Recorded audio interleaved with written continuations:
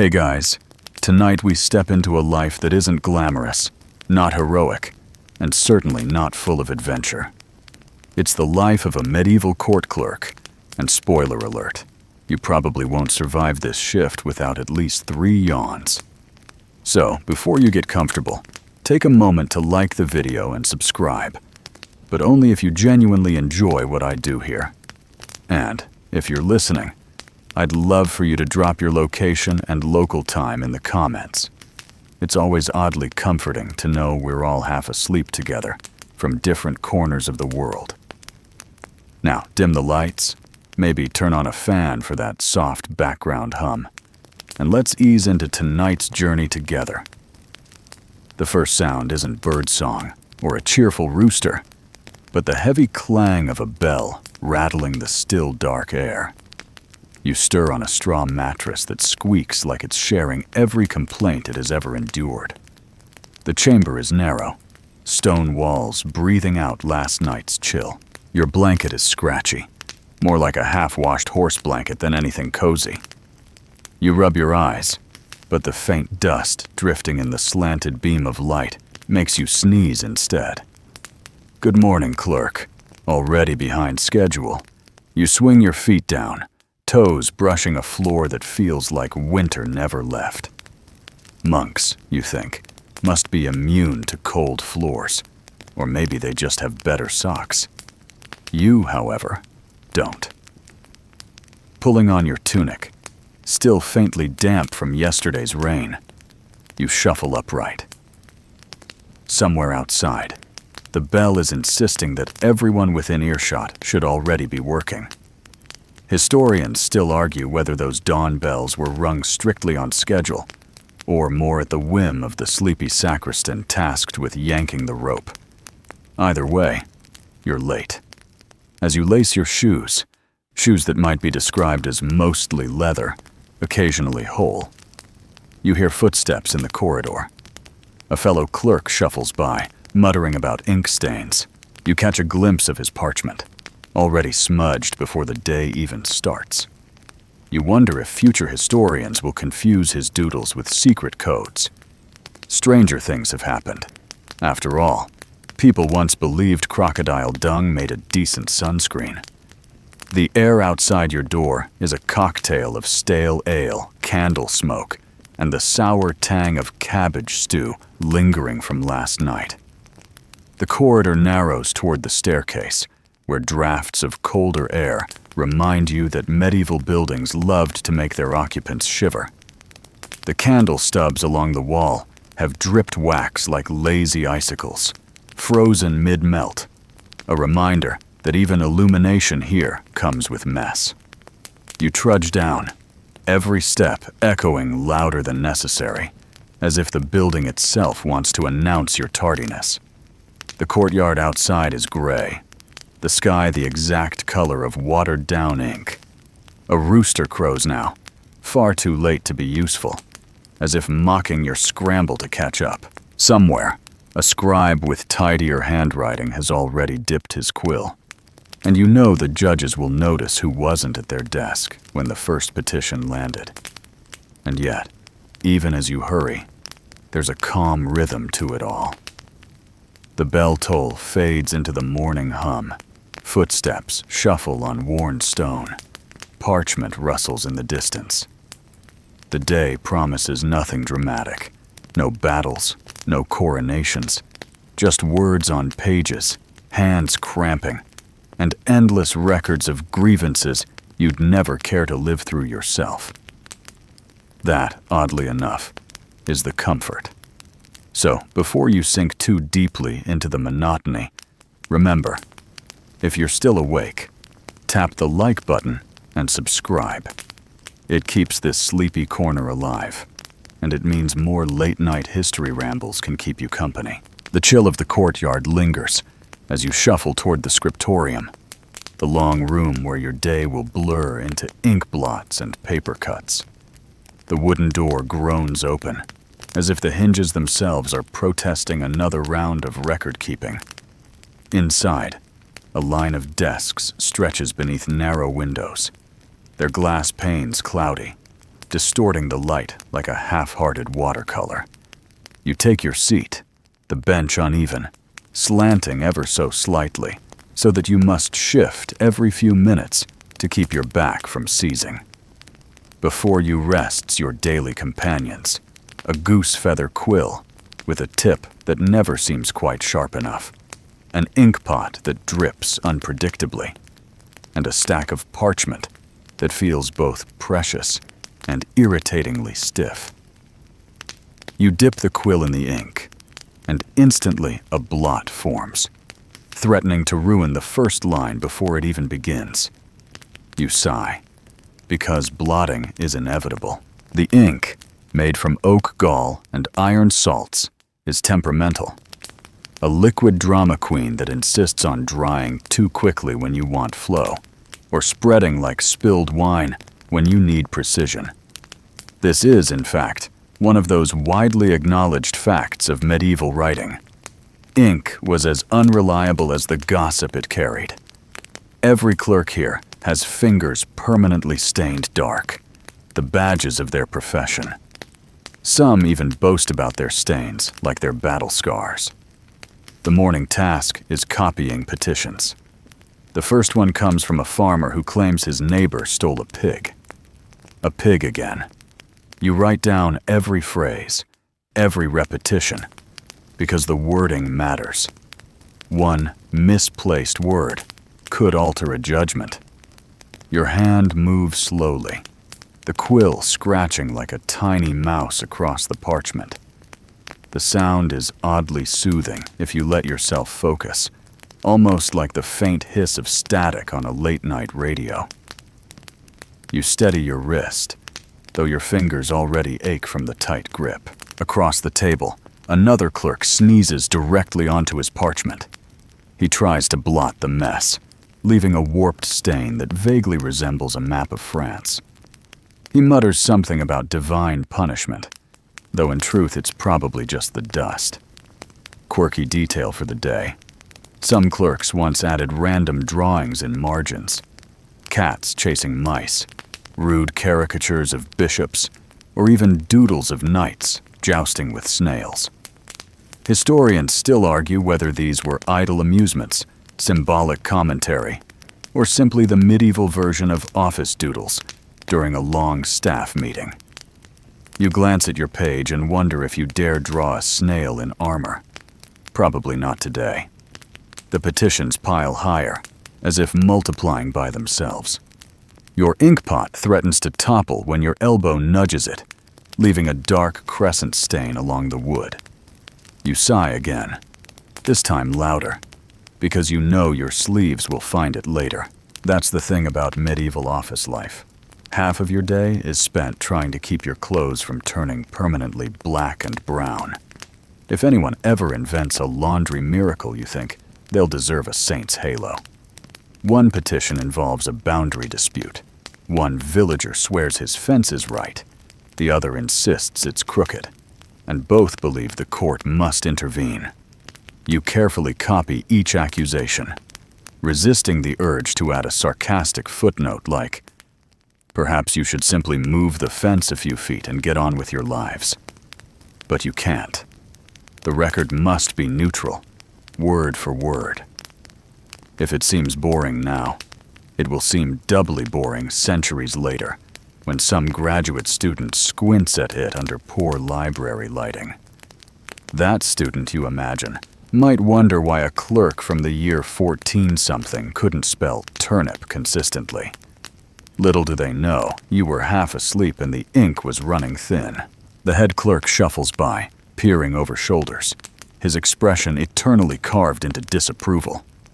He clears his throat dramatically, as though preparing to deliver wisdom, but instead, he just points at your smudge and grunts. That's all. No advice, just a grunt. You nod dutifully, pretending you care, then resume copying. He moves on, leaving a faint smell of onions in his wake. The hours crawl. Your eyes flicker between the parchment and the flickering light that sneaks through the window, but the light is inconsistent, shifting with every passing cloud. When the sun hides, the ink looks pale. When it shines, the letters glare too harshly. You lean closer, your nose nearly touching the page, and feel your shoulders tighten into a permanent hunch. If posture were an Olympic sport, medieval clerks would win gold for most consistent spinal curve. At one point, a fellow clerk complains loudly about his quill splitting. He waves the broken feather dramatically, as if it were a fallen comrade. You smile faintly, though you suppress a chuckle. The truth is, quills needed constant sharpening, often with small knives kept at the desk. This is where the word penknife comes from. Funny to think that an entire modern accessory owes its name to the endless frustrations of ink-stained clerks. By mid-morning, your desk looks like a battlefield. Parchment stacked unevenly, sand scattered to dry the ink, blotches creeping like shadows. You rub your temple, trying to ignore the stiffness creeping down your neck. A fly buzzes lazily near the inkpot, then lands squarely on your page. You shoo it away, smearing a line in the process. Perhaps flies are history's cruelest editors. You pause for a moment, stretching your cramped fingers, and glance around the room. Every clerk is bent over his desk, absorbed in the same slow battle. The scriptorium hums with the soft chorus of quills, occasional coughs, and the creak of wood. No one dares speak much. The work demands silence. But every now and then, someone mutters a curse at a blot or a misplaced line. The air feels heavy with shared fatigue, yet there's a strange solidarity in the monotony. You're all trapped in the same ink-soaked eternity. You take a breath, steady your hand, and dip the quill again. The ink clings reluctantly this time, as though reminding you who is in charge. You write carefully, letters curling in the mandated style, flourishes minimal but neat. Your handwriting might not be perfect, but at least it's legible. A small victory in a world where a single miswritten word could change the fate of someone's lawsuit. And then, for just a second, you imagine what future readers might think. Perhaps they'll assume you lived a grand, scholarly life, tucked away in dignified silence, producing beautiful records for posterity. If only they could see you now, hunched, smudged, muttering about pigs and fences. The truth is less glamorous, but perhaps more honest. The bell in the courtyard rings again, signaling the next shift of tasks. You exhale, put down your quill, and flex your aching wrist.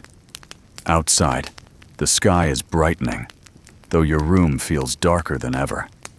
Another petition waits. Another sheet of parchment lies blank, and the inkpot still threatens rebellion. But for now, you push back slightly, shoulders stiff, eyes burning. The morning is far from over. The ink will spill again, the quill will crack again, and the petitions will never stop. You resign yourself to it, letting the monotony wash over you like background noise. Strangely, it's almost soothing, like a lullaby written in blotches and scratches. The petitions never end, but somehow you survive the morning session. And when the next bell tolls, it means one thing: food. You shuffle toward the refectory, that long, drafty hall where meals are taken in an atmosphere of solemn duty. The scent greets you before the doorway, broth simmered with more water than flavor, and bread baked yesterday, hard enough to be classified as construction material.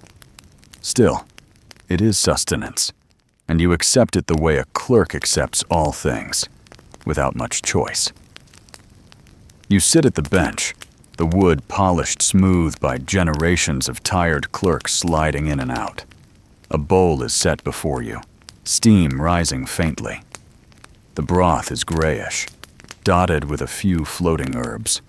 Parsley, perhaps, or maybe something that only pretends to be parsley. You dip your spoon, the liquid thin, tasting faintly of cabbage and distant dreams of meat.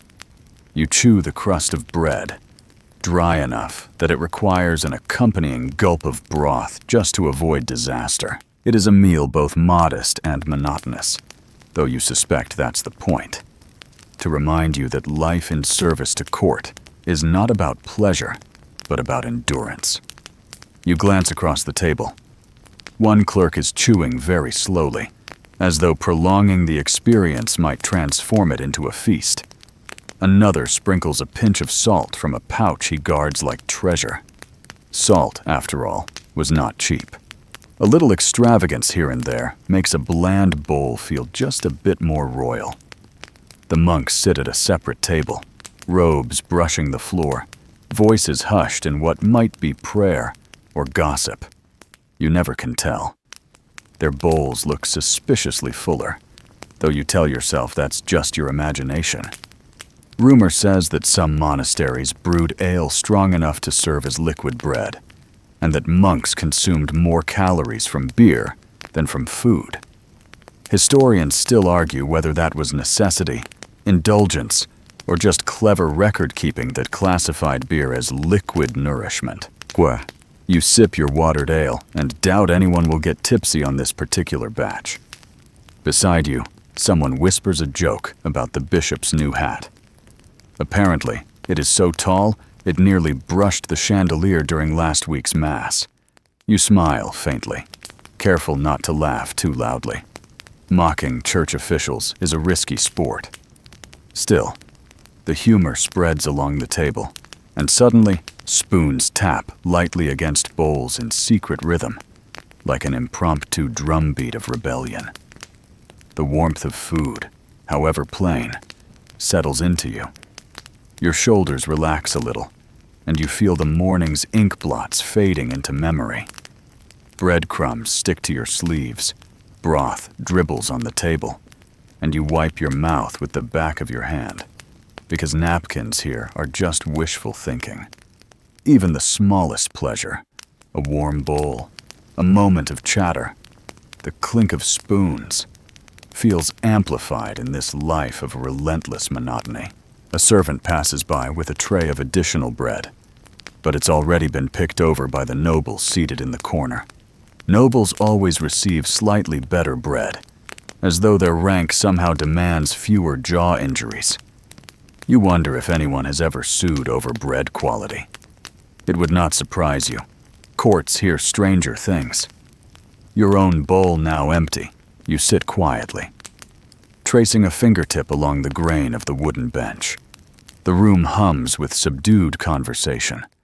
Someone coughs, someone else sneezes, and a monk blesses the moment as though holiness can neutralize germs.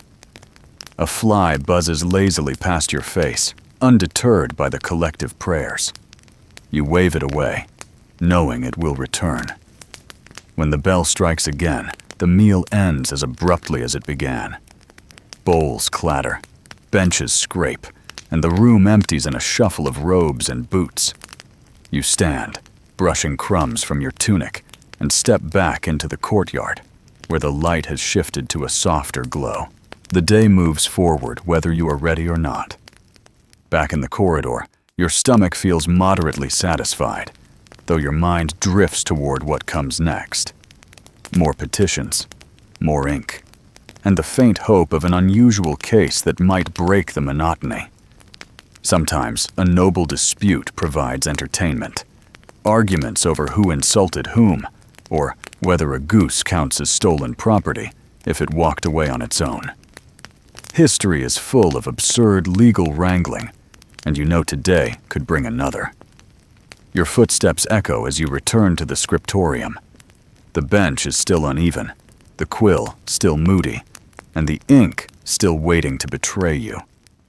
Yet something about having eaten makes it all slightly more tolerable. You straighten your parchment, dip the quill, and prepare yourself for round 2. This time, the first petition concerns land rights. 2 families argue about ownership of a field that nobody seems particularly eager to farm. The details are tedious, but you copy them faithfully. Somewhere in the middle, you insert an accidental blot. You sigh, sand the page to absorb the ink, and keep going. The hours after a meal stretch long and heavy. Your eyelids grow heavier, your quill slower. You catch yourself nearly nodding off, the words blurring together. It is a dangerous game. One slip, and you might write, "The pig ate the man," instead of "The man ate the pig." And that small error could make history very confused. Still, you persist. The room is quiet, save for the scratching of quills. Occasionally someone clears a throat or mutters about the draft sneaking through the window. You hear distant church bells in the town beyond the walls, a reminder that life outside continues while you are trapped in this endless paper storm. You rub your hands together for warmth, feeling the dryness of parchment on your fingertips. The ink stains darken with every stroke. You wonder if your hands will ever look clean again, though part of you doesn't mind. The stains prove you exist, that you recorded, that you mattered in the small way clerks matter. Time passes strangely here. One moment feels eternal, the next vanishes unnoticed. The pile of parchment before you is both endless and shrinking. Another petition arrives. Another hand cramps. Another sigh escapes your lips. You push forward, because that is what clerks do. And when the next bell tolls, your heart sinks, because it does not mean freedom, but rather another wave of duties. You stretch, shoulders cracking like dry wood, and prepare yourself for the long queue of grievances waiting to be copied. The memory of broth and bread lingers faintly, like a dream already fading. You glance out the window, where the sky has turned a pale blue, clouds drifting lazily as if mocking your endless labor. A breeze slips through the cracks, carrying with it the smell of distant fires and damp earth. You close your eyes for a brief second, imagining what it would be like to follow that breeze out into the fields, away from ink and parchment. But the fantasy dissolves quickly, replaced by the reality of the next complaint to wreck her cord. Still, you carry on, because this is your day, your rhythm, your life. The courtyard fills with sound once again as you step outside, quill still fresh on your fingertips. But this time, the noise is not bells or birds. It is voices, an entire queue of them, stretching along the worn stone. Peasants shuffling in their wool cloaks, nobles glowering behind them, merchants clutching parchment as though it were treasure. They all wait their turn to bring grievances before the court, and you know each grievance will pass through your weary hand before the day is done. You take your seat at the side table reserved for clerks, parchment stacked high, quill trembling already from anticipation. The line begins to move. The first petitioner is a farmer with mud still clinging to his boots, holding his cap in his hands. He clears his throat nervously before speaking, his words tumbling in a dialect so thick you catch only half.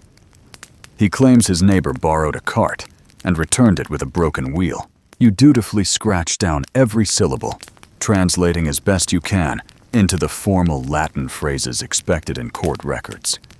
The man nods when you repeat it back, though whether he truly understands the Latin or simply trusts you, you cannot say. Behind him, a widow approaches with a far more serious matter.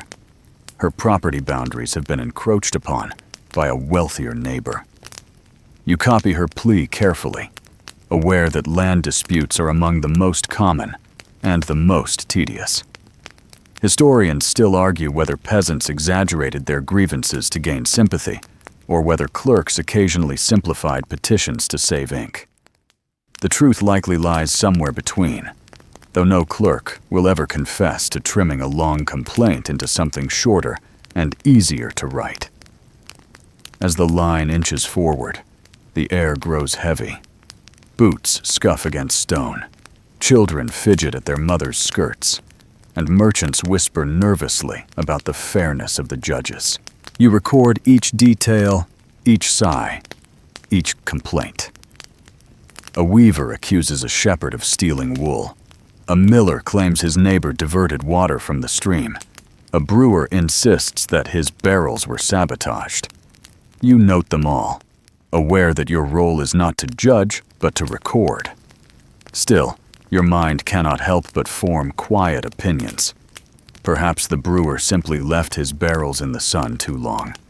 Perhaps the weaver lost wool to moths rather than theft.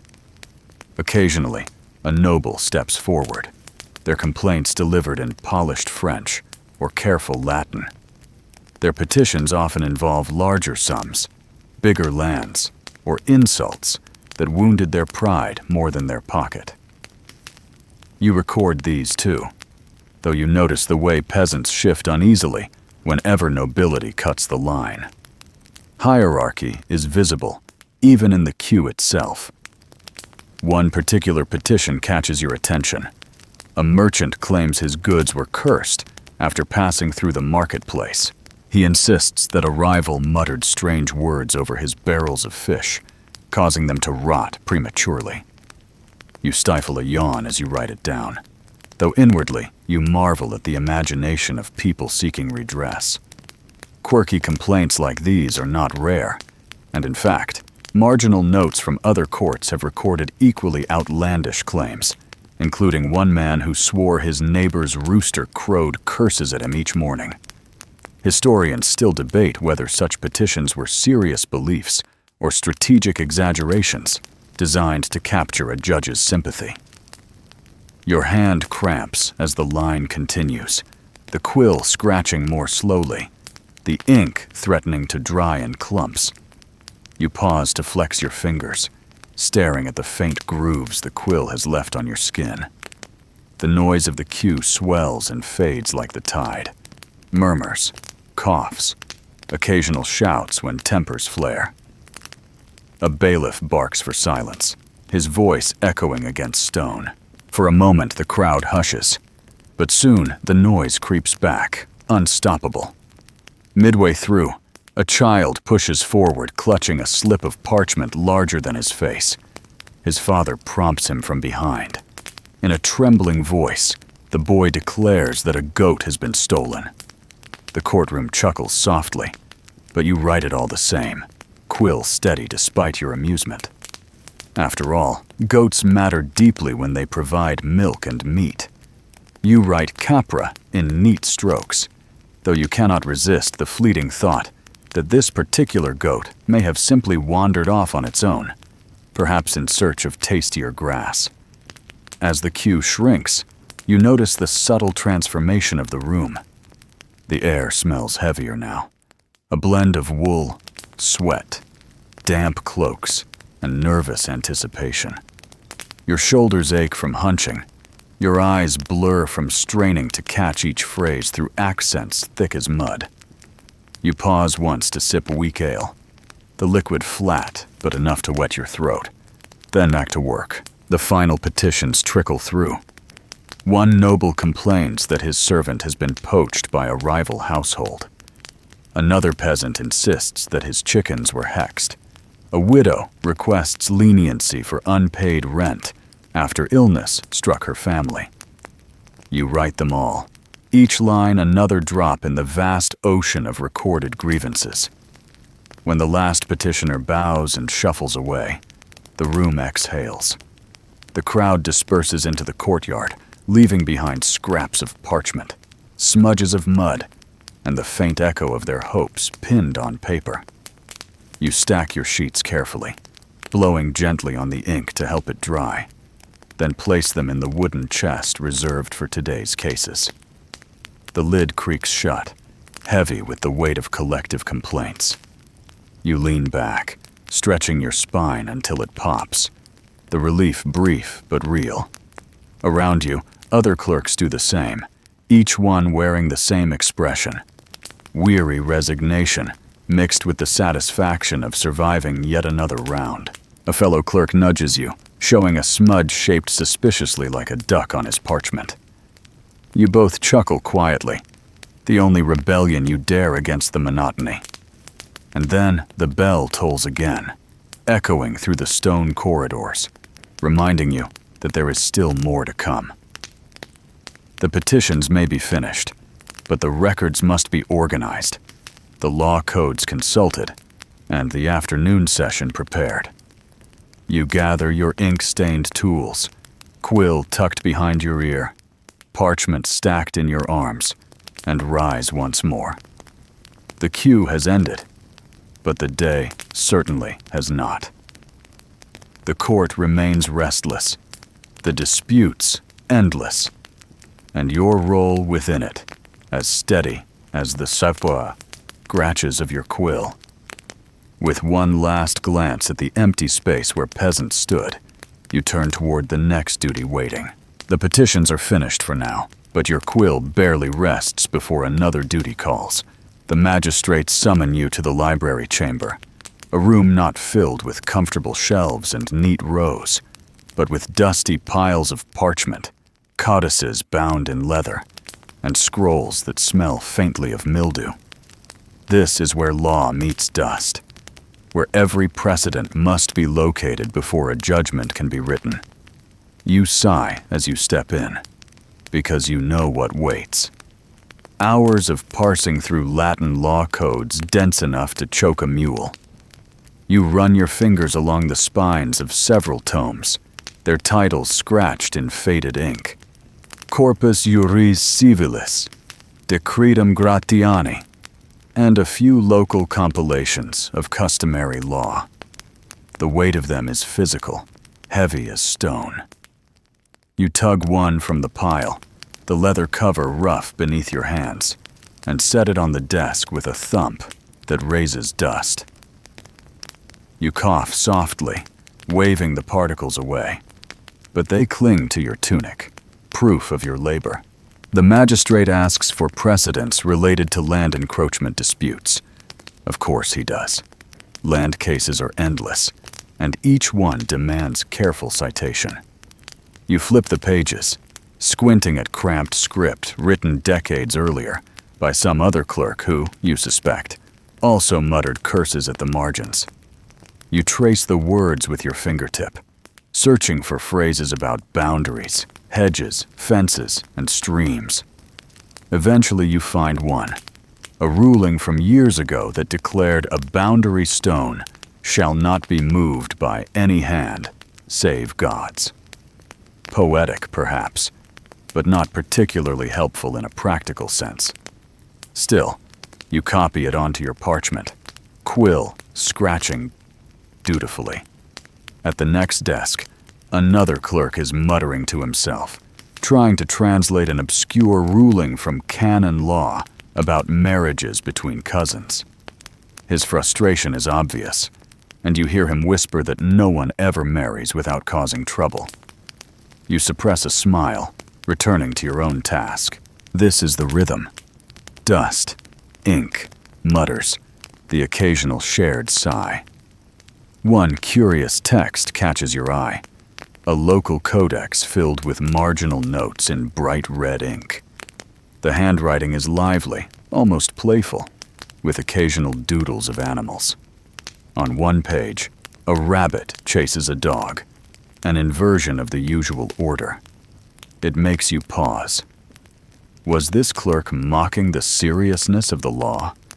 Historians still argue whether such doodles were satire, coded commentary, or simply the result of boredom. You like to imagine that some centuries from now, a scholar will puzzle over these drawings, just as you are now, wondering what possessed a clerk to turn legal margins into a tiny stage for absurd theater. Your own quill blots suddenly, a dark stain spreading across the page. You mutter under your breath, sanding it quickly, hoping the magistrate will not notice. The ink is always ready to betray you, and sometimes you suspect it conspires with the dust. You wipe your hands on your tunic, only deepening the stains already present. But at this point, the fabric is more blot than cloth. The hours stretch on. Each case requires another precedent, another dusty page. You flip, you copy, you stretch your cramped fingers. The bench creaks each time you shift your weight. The smell of old parchment grows so thick, it almost tastes like history itself, dry and bitter. Somewhere in the corner, a candle guttered earlier, leaving a pool of wax hardened into a shape that resembles a lopsided crown. You stare at it briefly, amused by the accidental artistry, then return to the task. One case you prepare involves a dispute over inheritance. The law books are full of tangled rules about who inherits what, especially when cousins, half-siblings, and step-relatives enter the picture. You copy the relevant passage carefully, though in your head you think, perhaps they should simply share the field and be done with it. But no, the law demands precision. You dip the quill again, steady your hand, and record the ruling exactly. Another case requires canon law regarding clerical misconduct. That one makes you chuckle softly, for clerics breaking vows seems to be one of the most common themes in these tomes. The text outlines penalties in great detail, though you know from whispered gossip that enforcement is selective. Still, you write it down, because parchment cares nothing for hypocrisy. The light shifts as the day progresses. The narrow windows let in slanted beams, catching the dust motes in golden streams. You pause for a moment, watching the tiny particles dance in the air. It is oddly calming, as though the dust itself carries stories of all the clerks who have sighed in this room over the years.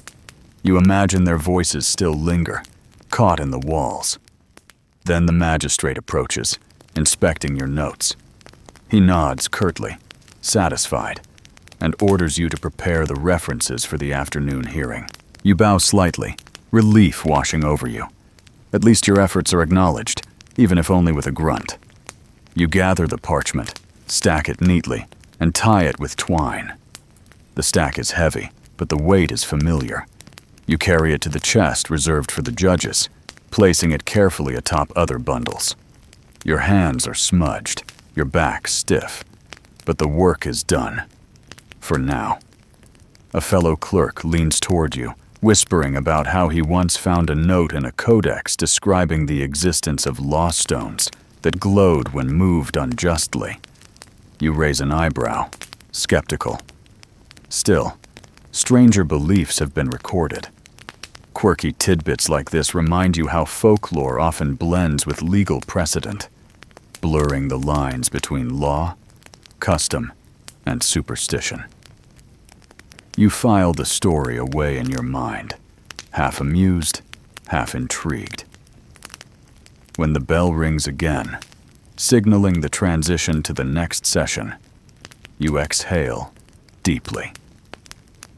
The law books close with heavy thuds, dust rising like smoke. Clerks shuffle out, their faces weary but determined. You follow, stretching your arms, your joints popping audibly. The corridor feels cold again, a sharp contrast to the stale warmth of the library. You step outside briefly, breathing the fresh air. The sky is pale, streaked with clouds, and a breeze tugs at your sleeves. For a moment, you savor the sensation, air untainted by dust or ink. Then the bailiff calls, reminding everyone to prepare for the courtroom proceedings. You turn back inside, parchment still clutched in your hands, ready to face the endless rhythm of disputes, rulings, and records. The day marches forward, and you march with it, quill in hand, bound to the duty of writing down the endless grievances of humanity. The courtroom air hangs heavy as you shuffle back to your bench. The magistrates arrange themselves in tall-backed chairs, their robes stiff and formal, while you and the other clerks hunch at low tables along the walls. Your tools are the same as always: quill, ink, parchment, and patience. The docket for the afternoon is stacked high, yet your mind, dulled by broth and dust, longs for distraction. and distraction arrives quickly, though not in the form of excitement, rather in the little absurdities that bubble up during long hours with fellow scribes. You glance to your right. A colleague named Martin dips his quill far too deep into the ink, lifting it out with a bead so fat you know disaster is seconds away. He leans over his parchment, steadying his hand, but the bead drops before he even begins, leaving a blot shaped suspiciously like a duck. Martin curses under his breath, rubbing sand across the spot. Though the damage is permanent, you nudge him lightly, whispering, "A fine bird you've drawn there." He smirks, mutters something about founding a new heraldic order of blot ducks, then scratches furiously to catch up. On your left, another clerk scratches with unnatural speed, quill racing across parchment as though chased by demons. He has always prided himself on speed, but his pages look less like careful records and more like an angry spider's march. You try not to laugh, but the sight is oddly reassuring. Perfection, you remind yourself, is not required. Only legibility and endurance. The magistrates call the first case. A miller accuses a neighbor of diverting water from the stream. You write each word carefully, though your ears catch snippets of whispered conversation from the benches. Small complaints, jokes, the soft hiss of parchment rubbed with sand. One clerk leans close and, while pretending to copy, sketches a crude caricature of the bailiff in the margin of his notes. The drawing exaggerates the man's nose, turning it into a beak. You raise your eyebrow, silently warning him of the risk. He just shrugs and smiles. Quirky sketches like these litter manuscripts across Europe. Historians still argue whether they were tolerated signs of clerical wit or rebellious acts hidden among the margins. Either way, you sense that the impulse is timeless. Every office has its doodlers. The next petition involves a nobleman furious about an insult. Apparently, another lord mocked the thickness of his cloak at last week's gathering. You can hardly keep a straight face as you copy the words. Cloak thickness as legal grievance. Truly, history writes itself. The nobleman puffs his chest while dictating, oblivious to the quiet snickers of the clerks. You add the words to parchment faithfully, though your hand trembles with suppressed laughter. Martin, still nursing his blot duck, leans close again and whispers, "Imagine if cloak thickness becomes precedent. We'll need a scale at every hearing." You nearly choke on your own breath, but manage to keep writing. The afternoon drags. Each case blends into the next. Fields, fences, animals, insults, debts. Your hand aches, your wrist stiffens, and your neck feels like a wooden beam. You pause to stretch, rolling your shoulders, earning a glare from the head clerk who believes movement equals laziness. You bow your head slightly, returning to the page, though your quill scratches more rebelliously than before. To stay awake, you study the margins of your own parchment. Small dots of ink tempt you to connect them into shapes. A tiny arch becomes a doorway. A curve becomes a bird. You resist at first, but the urge grows. Quietly, in a corner of the page no magistrate will ever inspect, you sketch the faint outline of a snail jousting with a spear. It feels daring, absurd, yet satisfying. Centuries later, someone may puzzle over your doodle, debating whether it symbolizes resistance, satire, or simply boredom. You smile inwardly at the thought. The magistrates drone on. Their voices rise and fall in solemn cadence, reciting law, issuing temporary rulings, postponing decisions. You transcribe, though your mind wanders. The flickering light from the candles casts shadows on the parchment, distorting letters into strange shapes. For a moment, the words look alive, twisting like worms. You blink hard, shake your head, and focus again. Fatigue plays tricks, but the quill demands clarity. Occasionally, a clerk drops his quill with a clatter. The sound echoes through the chamber like a small rebellion. Everyone looks up, then down again, pretending not to notice. The fallen quill is retrieved, dipped, and the scratching resumes. It is the rhythm of your lives. Drop, recover, write, repeat. As the hours crawl, the air grows staler. Sweat and candle smoke mingle with the faint tang of ink, creating a perfume only scribes would recognize. Your throat feels dry, your back sore. Yet the pile of parchment dwindles slowly. Each finished page slides into the chest with a soft whisper. Another complaint recorded, another mark of duty fulfilled. One final case of the afternoon sparks mild amusement. A peasant insists that his neighbor's cow gives sour milk because it grazed on cursed land. You record it solemnly, though inwardly you wonder how many listeners are suppressing laughter. Historians still debate whether medieval courts ever truly believed such claims or merely tolerated them as a way of giving petitioners a sense of fairness. Either way, the record is written, and your quill, once again, is the faithful servant of absurdity. When the last case concludes, the magistrates rise, robes rustling like dry leaves. The bailiff declares the session ended. A collective sigh ripples through the clerks, quiet but palpable. You lay down your quill, flex your fingers, and shake out your stiff wrist. Relief, however brief, washes over you. Martin leans over, pointing at his blot duck again. Think it could pass as evidence someday? He jokes. You chuckle softly, gathering your pages. Another clerk mutters about starting a bestiary of ink blots. The thought lingers as you stack your notes, imagining an entire codex filled with beasts born of accidents. Stranger manuscripts exist. You file your parchment into the chest, secure the lid, and stand slowly. Your legs ache from hours of stillness, but movement feels like freedom. The chamber empties, clerks shuffling out, magistrates retreating to private chambers. You follow the current, stepping into the cooler corridor, where the air tastes of stone and silence.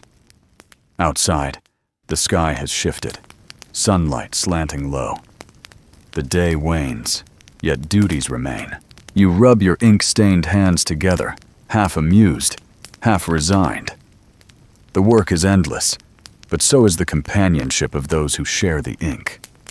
As you walk toward the next hall, you glance back once more at the courtroom. Empty now, save for benches and shadows. It looks almost peaceful.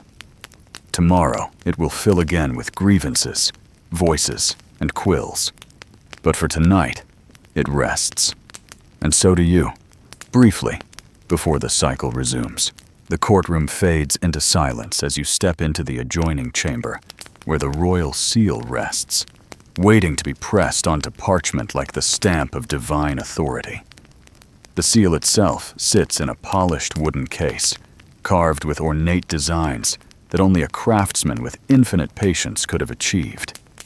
Its heavy brass face bears the insignia of the crown, a symbol of judgment so final that one careless drip of wax could ruin an entire record. You approach cautiously, because the seal is no ordinary tool. It is power, compressed into metal, wax, and ritual. Your task begins with melting the wax. A candle flickers at your side, flame licking the wick, its light trembling against the stone walls. You hold a stick of scarlet wax above it, waiting for the first drops to fall. They pool slowly on the folded parchment, spreading in a circle, glistening as though alive. The smell is faintly sweet, tinged with smoke, drifting into your nose until you nearly sneeze. But you steady your hand, focusing on the pool, willing it to remain round and thick enough to accept the seal without smudging. Martin, ever prone to clumsiness, handles the wax at the next desk. He tilts too far, and molten red dribbles down his sleeve. He hisses, jerking back, while the wax hardens in awkward blobs across his tunic. You try not to laugh, but fail, covering your mouth as the head clerk scowls. Martin mutters about adding the stain to his growing collection of clerical battle wounds. You shake your head, though you admire his optimism. When your pool of wax is ready, you lift the heavy seal. Its weight strains your wrist, the metal cold against your palm.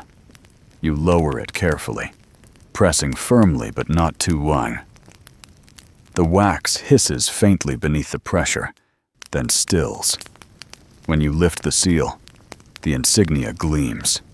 A lion, crowned, surrounded by Latin words declaring royal authority. You exhale, relief mingling with satisfaction. This one succeeded. But not all do. At the far bench, another clerk groans as his wax cools too quickly, leaving an incomplete impression. He scrapes it off, cursing under his breath, then melts another stick. The process repeats again and again. Wax too thin, seal crooked, insignia smeared. Each failure means more parchment wasted, more time consumed. The air fills with muttered frustration and the scent of melted wax. Historians still argue whether seals were guarded as sacred objects or treated as practical tools of bureaucracy. You lean toward the sacred side, at least emotionally. To you, every press feels like sealing the fate of real people whose petitions and disputes have crossed your desk. Without the seal, the parchment is mere ink. With it, the parchment becomes law.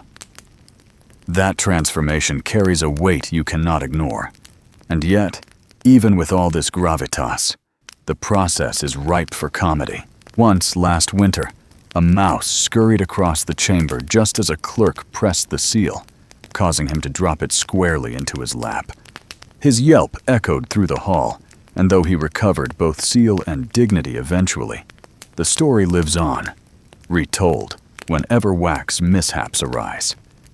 Quirky moments like that are rare gifts in a world of monotony. You continue sealing. The rhythm becomes almost soothing. Melt, drip, press, lift, admire. Each parchment receives its round mark of legitimacy. Each impression, another small victory. Your fingers ache from the seal's weight, your sleeves flecked with stray wax. The candle sputters now and then, threatening to die, but you lean close, shielding it with your hand, coaxing it back to life. Without flame, no wax. Without wax, no seal. Without seal, no authority. The chain of dependence humbles you, though you also mutter quietly about how civilization rests precariously on the survival of a single candle. At one point, the bailiff enters, demanding an urgent document be sealed immediately. You comply, though the wax drips too quickly in your haste. A blob slides off the parchment onto the table, solidifying into what looks suspiciously like a beetle. You sigh, smooth the surface with sand, and press again. The insignia comes out passable, though not perfect. You hope the magistrates will overlook the beetle-like blob. The chamber grows hotter as candles burn low, their smoke curling toward the ceiling. Your tunic sticks to your back, wax flecks cling to your hair, and your hands smell faintly of singed cloth. Yet you persist, document after document, until the stack diminishes. Each finished page slides into the chest, glowing with its new scarlet seal. During a pause, Martin leans close and whispers, "Imagine if seals could talk. They'd complain more than we do." You grin faintly, picturing a wax seal scolding a clerk for pressing too hard. The thought carries you through the next round, your quill temporarily replaced by this weighty stamp of power. By late afternoon, the last document lies sealed. You close the wax sticks in their box, dousing the candle with a pinch of spit. The chamber smells of smoke and resin, the air heavy yet strangely calm. You stretch your fingers, sore from gripping both quill and pindro. The other clerks do the same, some rubbing red blotches from their hands where hot wax spilled. You share weary smiles, united in fatigue. The magistrates collect the chest, nodding curtly. With the seals affixed, the documents leave your hands forever. Their words and impressions will determine fines, boundaries, reputations, and futures. You feel both small and essential, a silent servant whose scratches and stamps outlive the voice of any petitioner. The bailiff dismisses the clerks, and you shuffle toward the corridor. Outside, the light has shifted to late afternoon, golden and long, spilling across the courtyard. You pause on the steps, inhaling the cooler air. The work is endless, but for now, one part of it is done. As you stand there, rubbing wax flakes from your sleeves, you wonder if centuries from now someone will stumble across today's sealed parchments, squinting at the lion insignia, marveling at its clarity, or laughing at its smudges. You imagine them debating, was this seal pressed with care or with haste? Was the wax flawed, or was the clerk simply distracted? They will never know, of course. But you know, and that knowledge, however tedious, feels like history written in your very fingertips. You turn away from the fading sun, back toward the next duty. There is always a next duty. The court waits, the records wait, and your life, bound to parchment and wax, marches on. The bell strikes again, its echo rolling through the courtyard as you shuffle toward the refectory for the midday meal. After the endless scratching of quills and the careful press of seals, even the promise of cabbage stew feels like luxury. You pass through the narrow archway into the long dining hall, where benches stretch from wall to wall, and a row of monks already hums faint chants, their voices rising like a sleepy hive. The air smells of boiled vegetables, wood smoke, and the faint sharpness of ale. Your stomach answers with a quiet grumble. You take your usual seat on the worn bench. The wood dips beneath you, polished by countless clerks who have sat in the same place over the years. Before you, a wooden bowl waits, its surface scarred from use.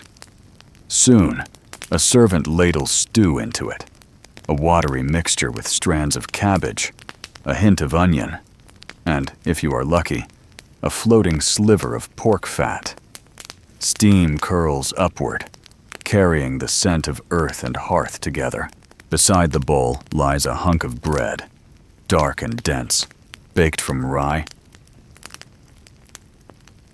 barley, or whatever grain the kitchen managed to grind fine enough this week. You tear the bread, dipping it into the thin broth. It softens quickly, dissolving into mush, and you swallow gratefully. The flavor is simple, nearly bland, but in its own way, comforting. Across the hall, mugs of ale are passed down the tables. You raise yours, the liquid pale and foamy, tasting more sour than sweet. Monks always remind everyone that ale is safer than water, and you silently agree, though you suspect the watered-down brew here could hardly make anyone cheerful. Historians still argue whether medieval ale was truly weak, or whether people simply developed higher tolerance. Either way, this batch is more thirst-quencher than merriment. The monks eat quietly, heads bowed. But the clerks, oh, the clerks murmur constantly. Snippets of gossip float through the air. Someone claims the bishop ordered 3 new silver candlesticks, though no one knows how he afforded them. Another mentions a nobleman, whose horse supposedly refused to carry him after he gained too much weight. You smile into your stew, half listening, half enjoying the rhythm of rumor. Even in the most solemn halls, gossip has always thrived. Martin sits beside you, his sleeve still spotted with wax from earlier. He lifts his mug and mutters, "Better than ink."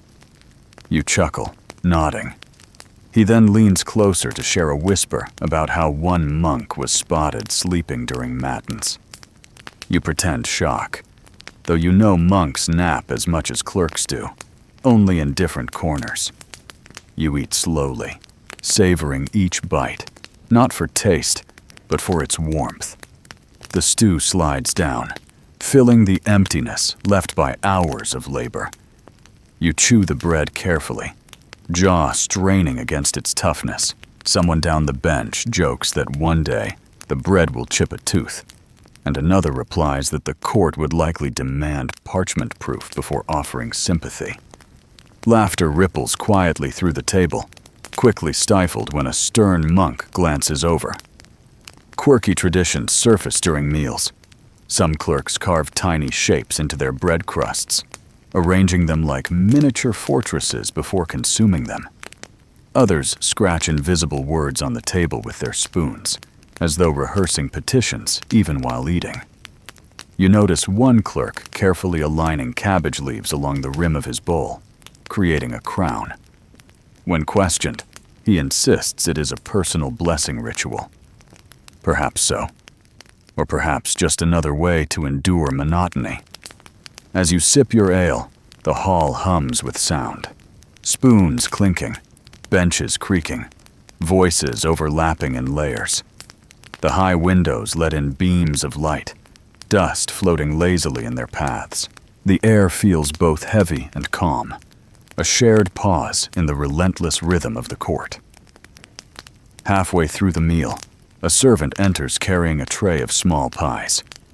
They are not for you, of course not, but for the nobles seated at the far table. The aroma drifts across the hall, rich with butter and meat. Every clerk's head turns slightly, eyes following the pies. You force yourself to look away, focusing on your broth. Still, the scent lingers, teasing. You mutter to Martin, "Perhaps one day they'll mistake us for nobles." He replies, "Not unless nobles start writing petitions themselves." You finish your stew, scraping the last bits of cabbage from the bottom.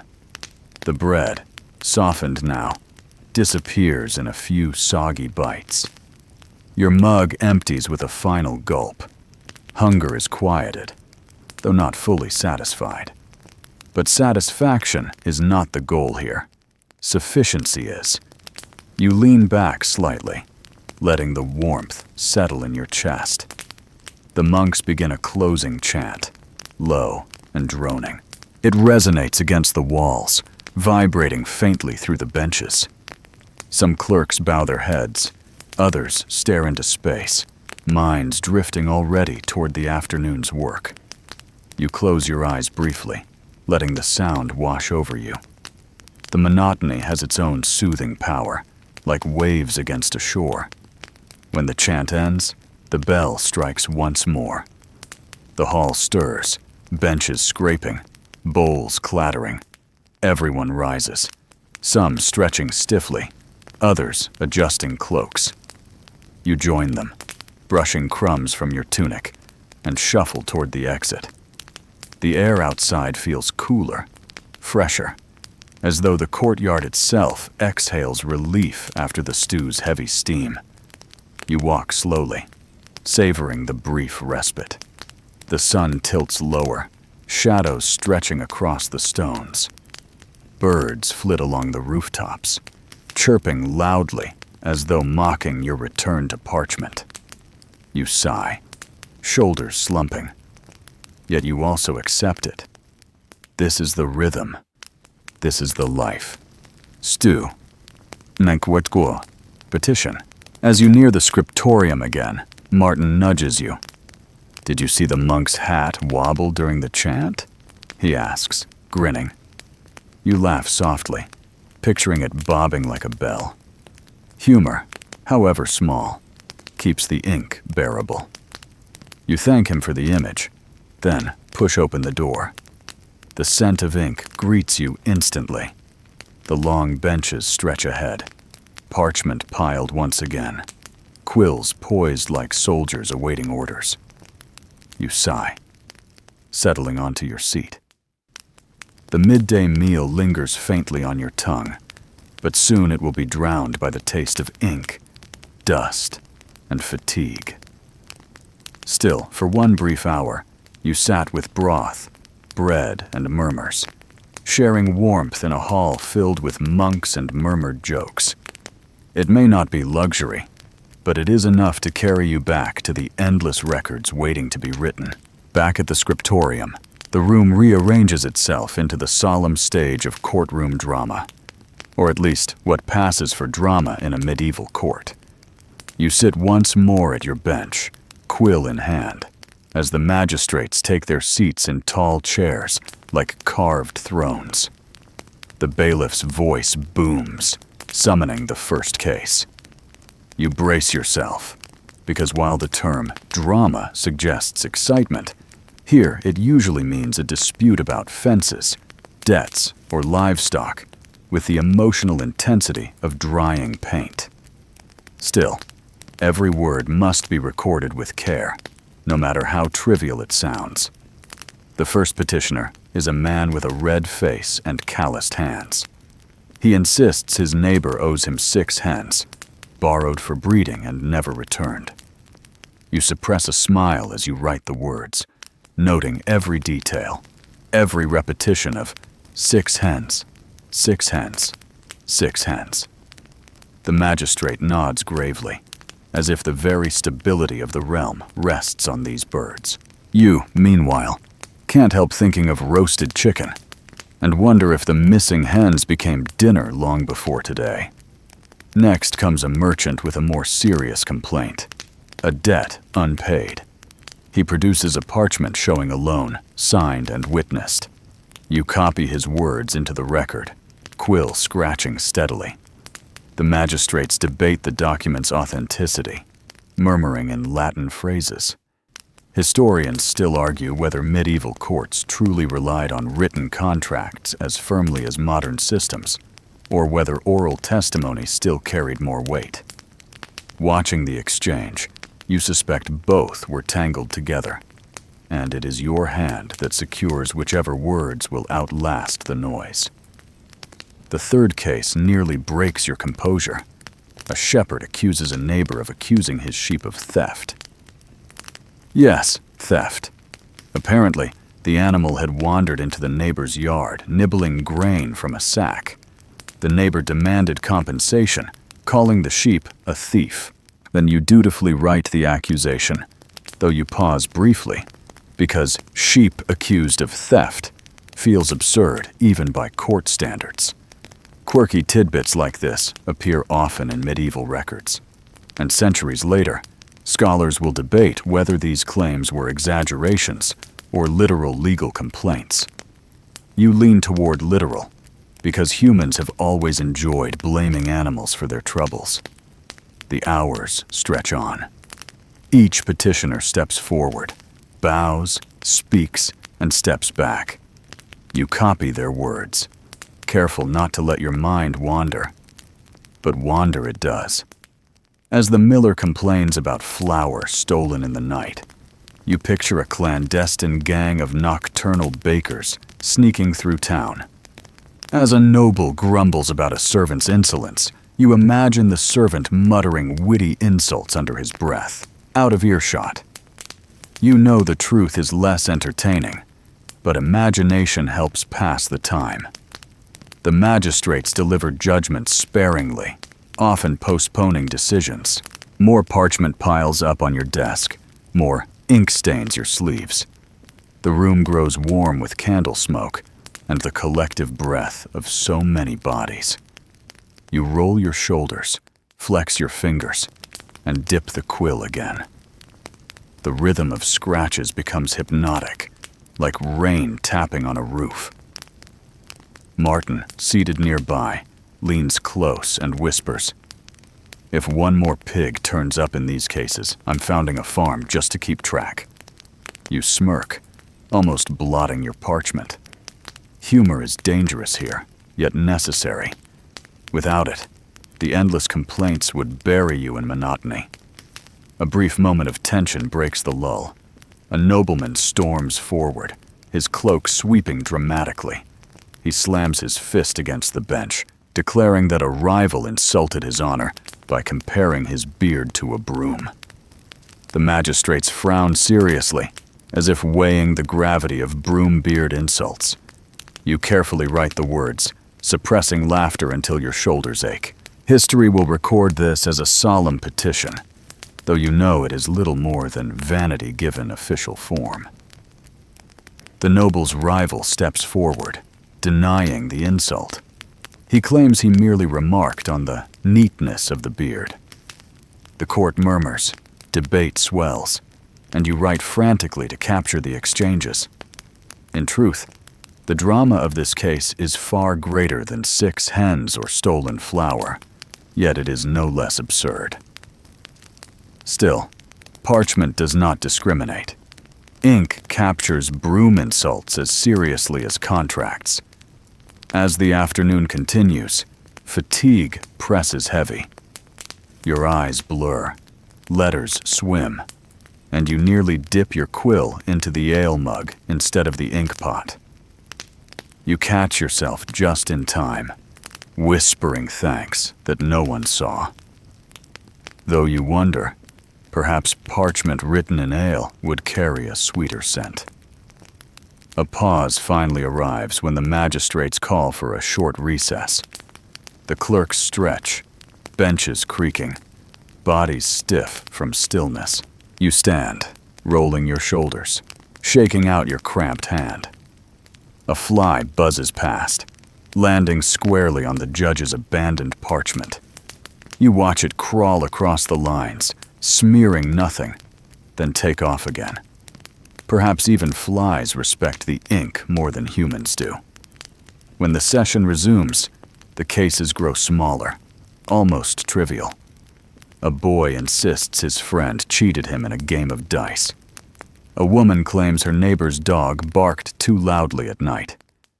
You copy each word. Your quill slower now, but still steady. The hall feels timeless, as if you've been recording disputes since the dawn of parchment, and will continue until the end of ink. Finally, the bailiff announces the last petition of the day. It involves a farmer and a missing wheelbarrow. The man claims it was stolen. His neighbor claims it was borrowed. The magistrates sigh, the clerks sigh, and even you sigh as you write it down. Somehow, this wheelbarrow feels like the grand finale of triviality. You close the record with careful strokes, sand the page, and slide it into the growing chest. The magistrates rise, robes rustling, and the crowd disperses. You set down your quill, exhaling relief. Another session complete, another tide of grievances captured forever. Your hand throbs, your back aches, yet you feel oddly proud. The court would not function without your scratches, however boring, however absurd. Martin nudges you again, whispering, "Tomorrow, more pigs." You nod, half smiling, half dreading, because you know he's right. The cycle never ends. You gather your parchments, stack them neatly, and follow the others out into the cooling air. The sky outside has softened, tinged with gold. Birds call from the rafters, children shout distantly in the streets, and the day marches on. You breathe deeply, ink and wax still clinging to your skin, and prepare yourself for whatever duty awaits next. The courtroom empties, but before your ink-stained fingers can truly rest, the bailiff announces that a nobleman's private petition requires urgent documentation. You groan inwardly, because nobles never arrive with ordinary complaints. Their grievances are embroidered, perfumed, and wrapped in layers of pride. Sure enough, a duke strides into the chamber, his cloak sweeping the stone floor like he owns not only the land, but also the air you breathe. He clears his throat, adjusts his ornate belt, and begins to dictate. The petition is not about land or debts. It is about pie. Specifically, a badly baked pie served to him at a feast in his honor. He claims this pie was intentionally sabotaged, undercooked in the middle, with crust burnt beyond recognition. He insists this culinary insult damaged his dignity and demands compensation. You lower your head to keep from laughing, quill poised to record every ridiculous word. The Duke continues, describing the pie in elaborate detail. He calls it an abomination, neither fit for pigs nor peasants. You scribble, noting every adjective, each more dramatic than the last. Your quill scratches crust like leather, filling raw, aroma foul, all while you bite the inside of your cheek to stifle a smile. This is history in the making, you think. Centuries from now, someone will read this parchment and marvel at the seriousness with which a noble treated a pastry. Martin, seated near you, catches your eye. His lips twitch, his shoulders shake. He leans just close enough to whisper, "Perhaps we should summon the pie as witness." You nearly blot the parchment with laughter, but manage to steady your hand. The Duke, oblivious, grows red with indignation, insisting that the baker must be punished for treachery. Historians still argue whether such culinary disputes truly reached the courts, or whether some were exaggerated anecdotes preserved by clerks. Judging by today, you suspect they are entirely possible. Nobility, after all, wielded complaints like weapons, and food, especially at feasts, was as much about honor as sustenance. The magistrates listen patiently, though one coughs discreetly into his sleeve to hide a smile. After much deliberation, they decide the matter will be postponed. The baker will be summoned to defend himself. The Duke huffs, declaring he will not rest until justice is served hotter than the pie that wronged him.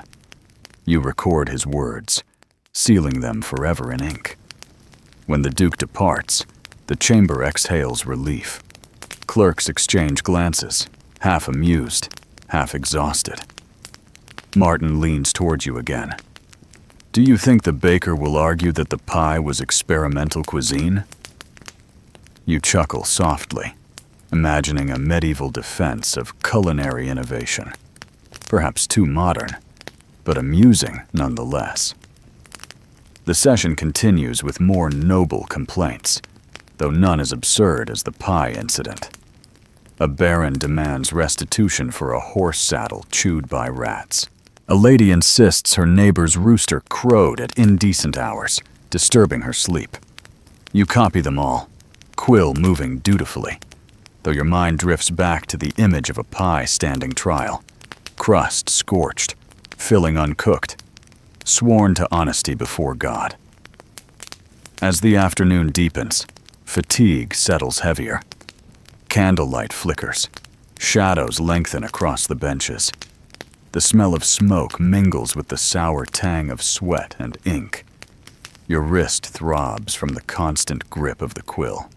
Your back stiffens against the hard bench. Yet you persist, because parchment does not write itself. To keep yourself awake, you study the magistrates' faces. One nods gravely at every petition, regardless of its absurdity. Another frowns constantly, as though the weight of hens, pies, and roosters crushes his soul. The third stares into space occasionally, perhaps imagining a world without parchment. You wonder if he, too, dreams of freedom from endless complaints.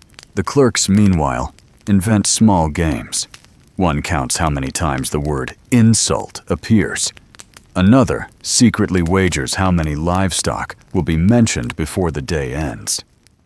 You participate silently, tallying in your mind. By your count, sheep lead by a wide margin, followed closely by pigs. A sudden commotion breaks your tally. A servant bursts in, carrying a tray. It is not pie, thankfully, but more wax and fresh parchment. The interruption draws weary smiles from the clerks, though the magistrates scowl at the noise. You dip your quill again, returning to the flow of words. Another case involves disputed honey jars. One merchant claims his rival watered the honey with too much water, ruining its sweetness. You carefully record the complaint, thinking about how even bees cannot escape becoming legal evidence. Historians still debate whether medieval markets were rife with adulteration, or whether such accusations were more often competitive slander. Either way, here it is. Honey in court, judged by ink. By late afternoon, the cases dwindle. The magistrates, clearly weary, grow quicker with their judgments. You scramble to keep pace, quill racing across parchment, letters blurring into one another. Your hand cramps fiercely, and you shake it out, though relief is fleeting. The bailiff announces the final petition.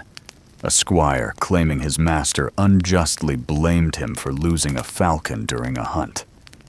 You write the account, the words oddly noble compared to pigs and pies. Still, the squire's trembling voice betrays fear, for punishment could be severe. The magistrates postpone judgment, summoning witnesses. You copy the conclusion neatly, sand the ink, and place the sheet atop the stack. When it is over, the chamber falls into tired silence. The magistrates rise, dismissing everyone. Clerks groan softly as they gather their tools. You stretch your spine, wincing at the stiffness. Martin leans close once more. I'd rather seal wax all day than write another word about pies. You laugh, agreeing. Yet secretly, you know tomorrow may bring something stranger still. You file the parchments, close the chest, and wipe your hands against your tunic. Ink stains bloom darker. Wax flakes cling stubbornly.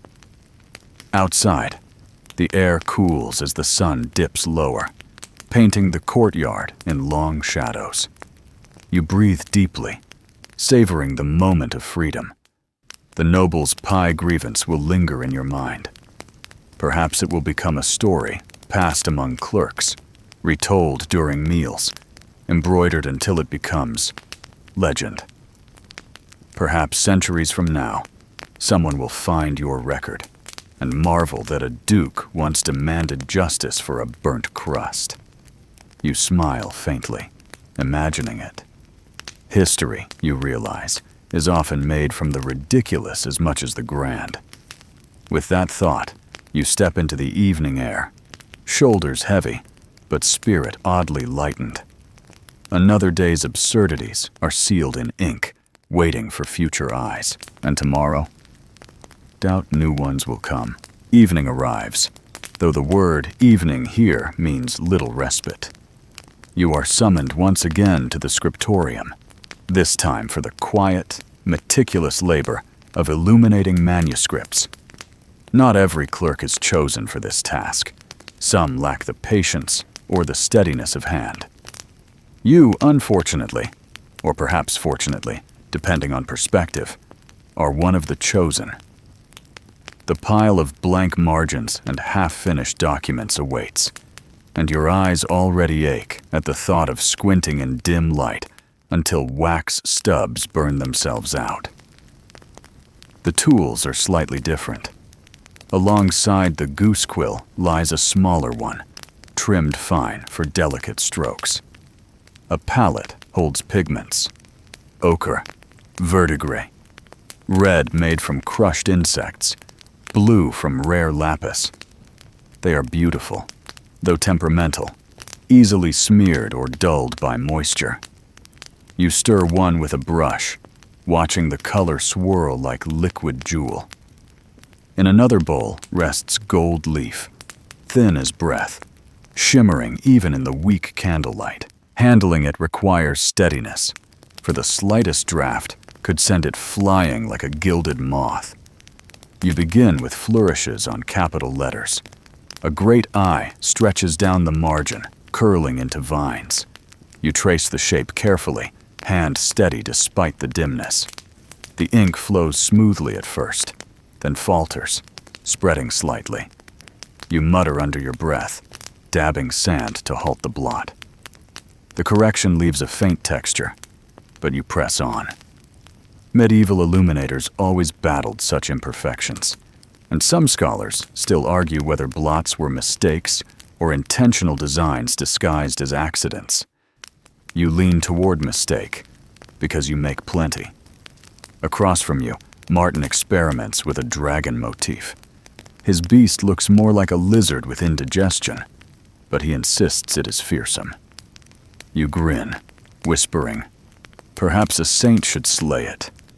He chuckles, adding a knight figure with comically long arms. The head clerk frowns, but says nothing. Even supervisors know that a touch of humor keeps clerks sane. The candle sputters, shadows leaping across the desk. You shield the flame with your palm, coaxing it steady. Light is precious here. Without it, every flourish becomes guesswork. You lean closer, straining your eyes. Already the letters blur, lines doubling. You blink hard, rub your temples, and continue. The page before you demands precision, though your body begs for rest. You dip your brush into red pigment, tracing small dots along the vine. The color glows faintly, brighter than anything else in the room. You pause to admire it, then return to work. Quirky additions creep into your margin. A bird pecking at grapes, a tiny figure climbing the vine, perhaps even a snail jousting. An old favorite among bored clerks. Whether future readers will interpret these as allegory or whimsy hardly matters.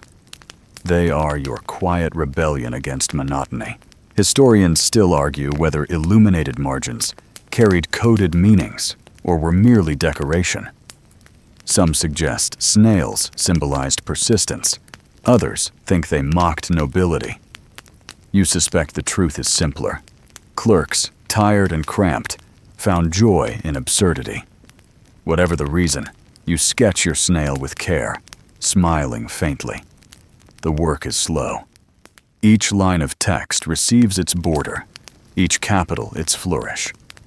Gold leaf clings reluctantly, tearing under your breath. You press it gently, smoothing the edges with a brush of squirrel hair. The shimmer transforms dull parchment into something radiant, as though even boredom can be gilded into beauty. Yet, beauty has its cost. Your back hunches deeper. Your neck stiffens. The candle smoke stings your eyes. Your fingers tremble with fatigue, threatening to smear the careful vines.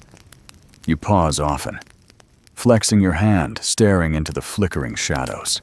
The silence of the room is broken only by the scratch of quills, the occasional sigh, the creak of benches. Time seems suspended, stretched thin between strokes. Martin leans back, holding up his dragon proudly. It now breathes fire. Fire that suspiciously resembles a spilled blot of red. You clap softly, offering mock applause. He bows dramatically, nearly toppling his candle. The head clerk growls, extinguishing the moment of levity, but you both grin quietly into your parchment. As the evening deepens, the pigments grow duller, harder to distinguish. You dip into blue, but in the weak light, it looks nearly black. You wonder how many medieval mistakes of color were caused simply by shadows tricking tired eyes. Perhaps centuries later, scholars will argue why one manuscript sky appears green. The answer may simply be fatigue and poor lighting. You finish one page, sliding it carefully aside. The flourished letters gleam faintly, the gold catching stray light. You exhale slowly, satisfaction mingling with exhaustion. Another page awaits, then another. The pile never seems smaller, yet each finished leaf feels like survival, proof that your hand endures. Occasionally, the chamber stirs with murmured prayers. Some clerks believe the act of illuminating sacred texts sanctifies the soul. You are not sure. To you, it feels like craftsmanship, patient, repetitive, occasionally absurd. But perhaps holiness hides in monotony. You shrug inwardly, tracing another vine. Hours pass. The candles shrink, their wax dripping like slow rain. Your bench creaks each time you shift, your knees stiff from sitting. Still, you work. The vines curl, the birds sing silently in margins, the gold leaf glimmers. It is tedious, yes, but also strangely soothing. At last, the head clerk calls an end. You set down your brush, flex your aching fingers, and close your eyes briefly. Darkness presses, but also relief. The candles are snuffed one by one, plunging the room into shadow. The illuminated pages gleam faintly, even in darkness, like stars against the void. You gather your tools, wiping pigment from your hands. Stains remain, red and green smudges alongside black ink. You do not mind.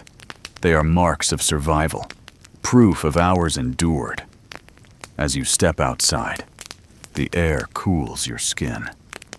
The courtyard lies quiet, bathed in twilight. You breathe deeply, the night air crisp, refreshing after smoke and wax. The day's labor lingers in your bones, but the sight of the darkening sky soothes you. Stars prick faintly above, far more luminous than the gold leaf you pressed. You walk slowly toward the dormitory, footsteps echoing against stone. Tomorrow will bring more parchment, more flourishes, more cramped hands. But for tonight, you allow yourself the comfort of completion.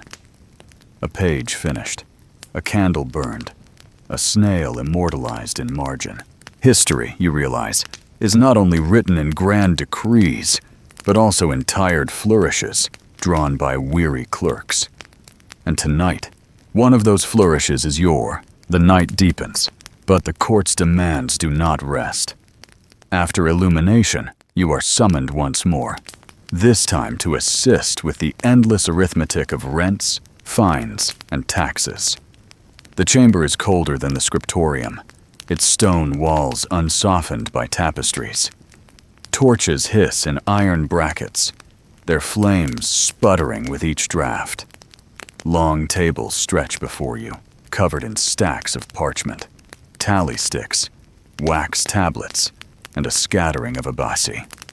You sigh, settling into your bench, knowing this will be the hardest test for your already weary eyes. Numbers demand precision, and the court tolerates no careless mistakes. The bailiff brings in the first villagers, their faces tense. One man carries a bundle of parchment rolls tied with frayed string.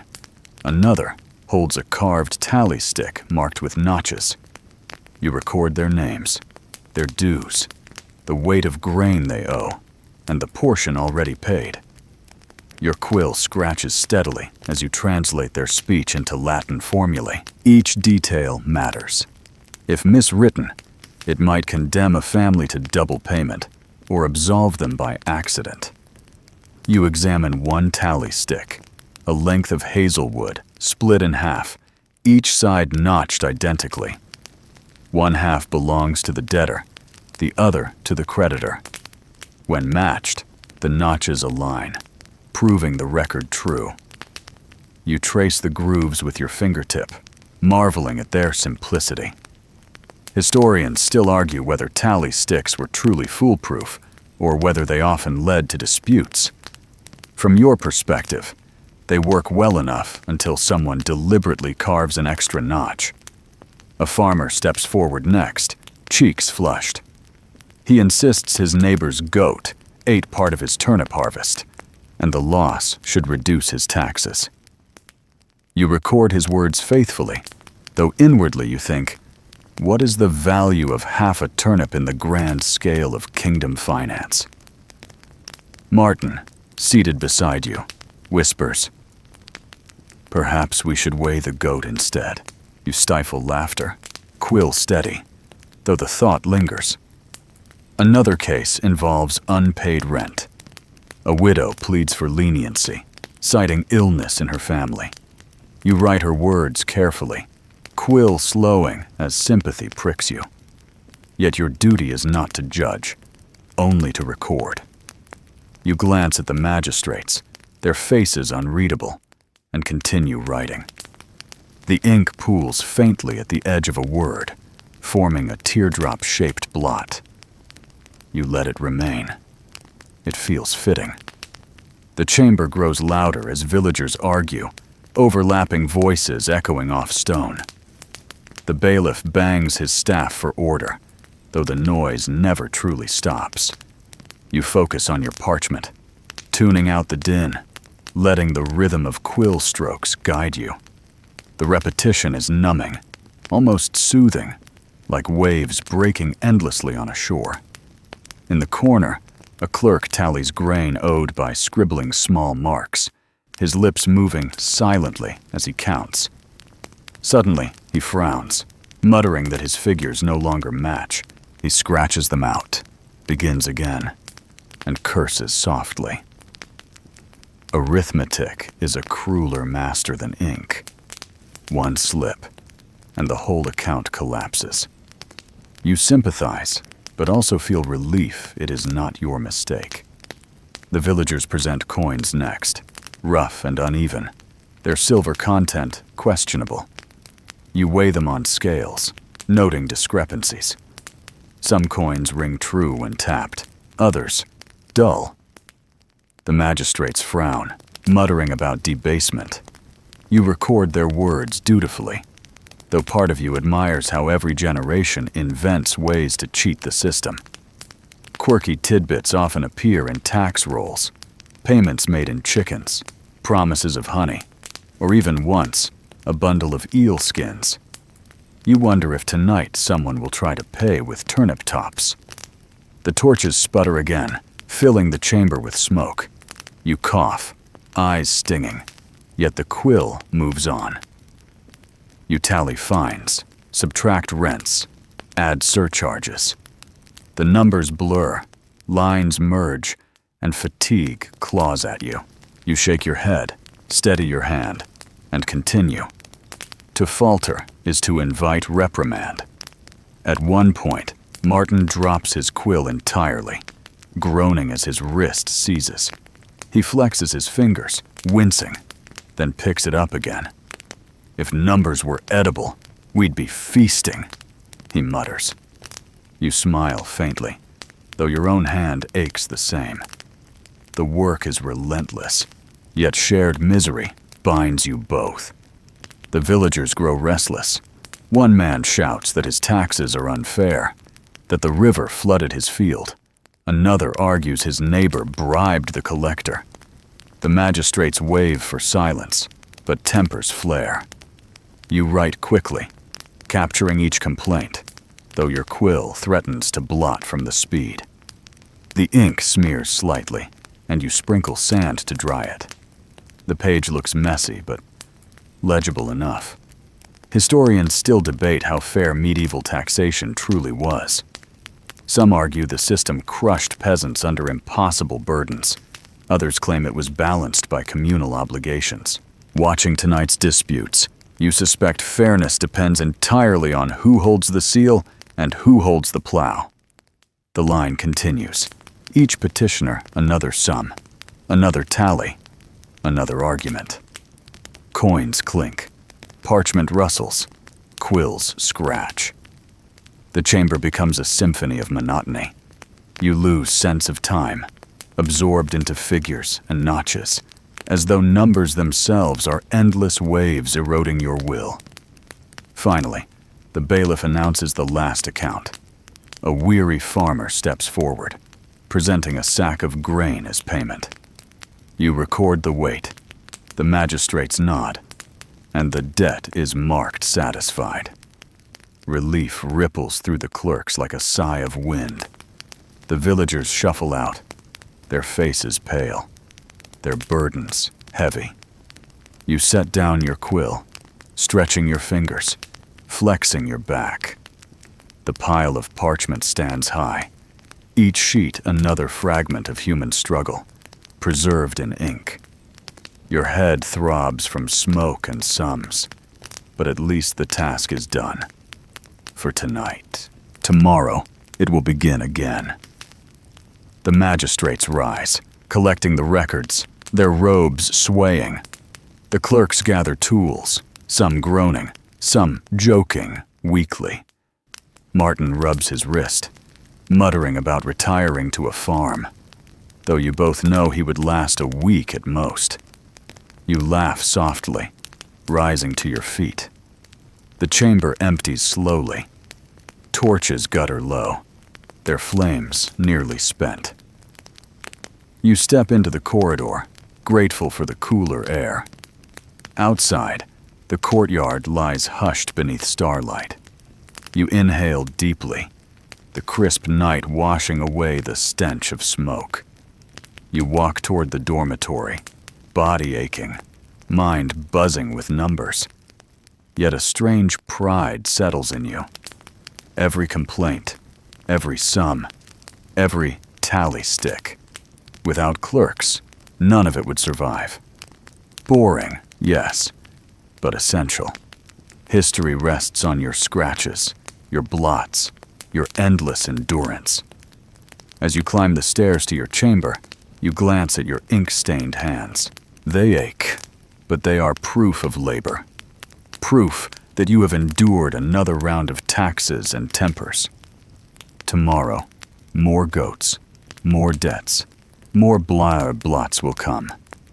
Tonight, you will rest, if the straw bed allows. The night grows heavier as you and the other clerks are called once more into the great hall for the evening audience with the judges. This is the final act of the day, though hardly the most thrilling. The magistrates, robed and weary, sit slumped in their chairs like statues softened by rain. Their eyes droop, their voices drone, yet the ritual persists.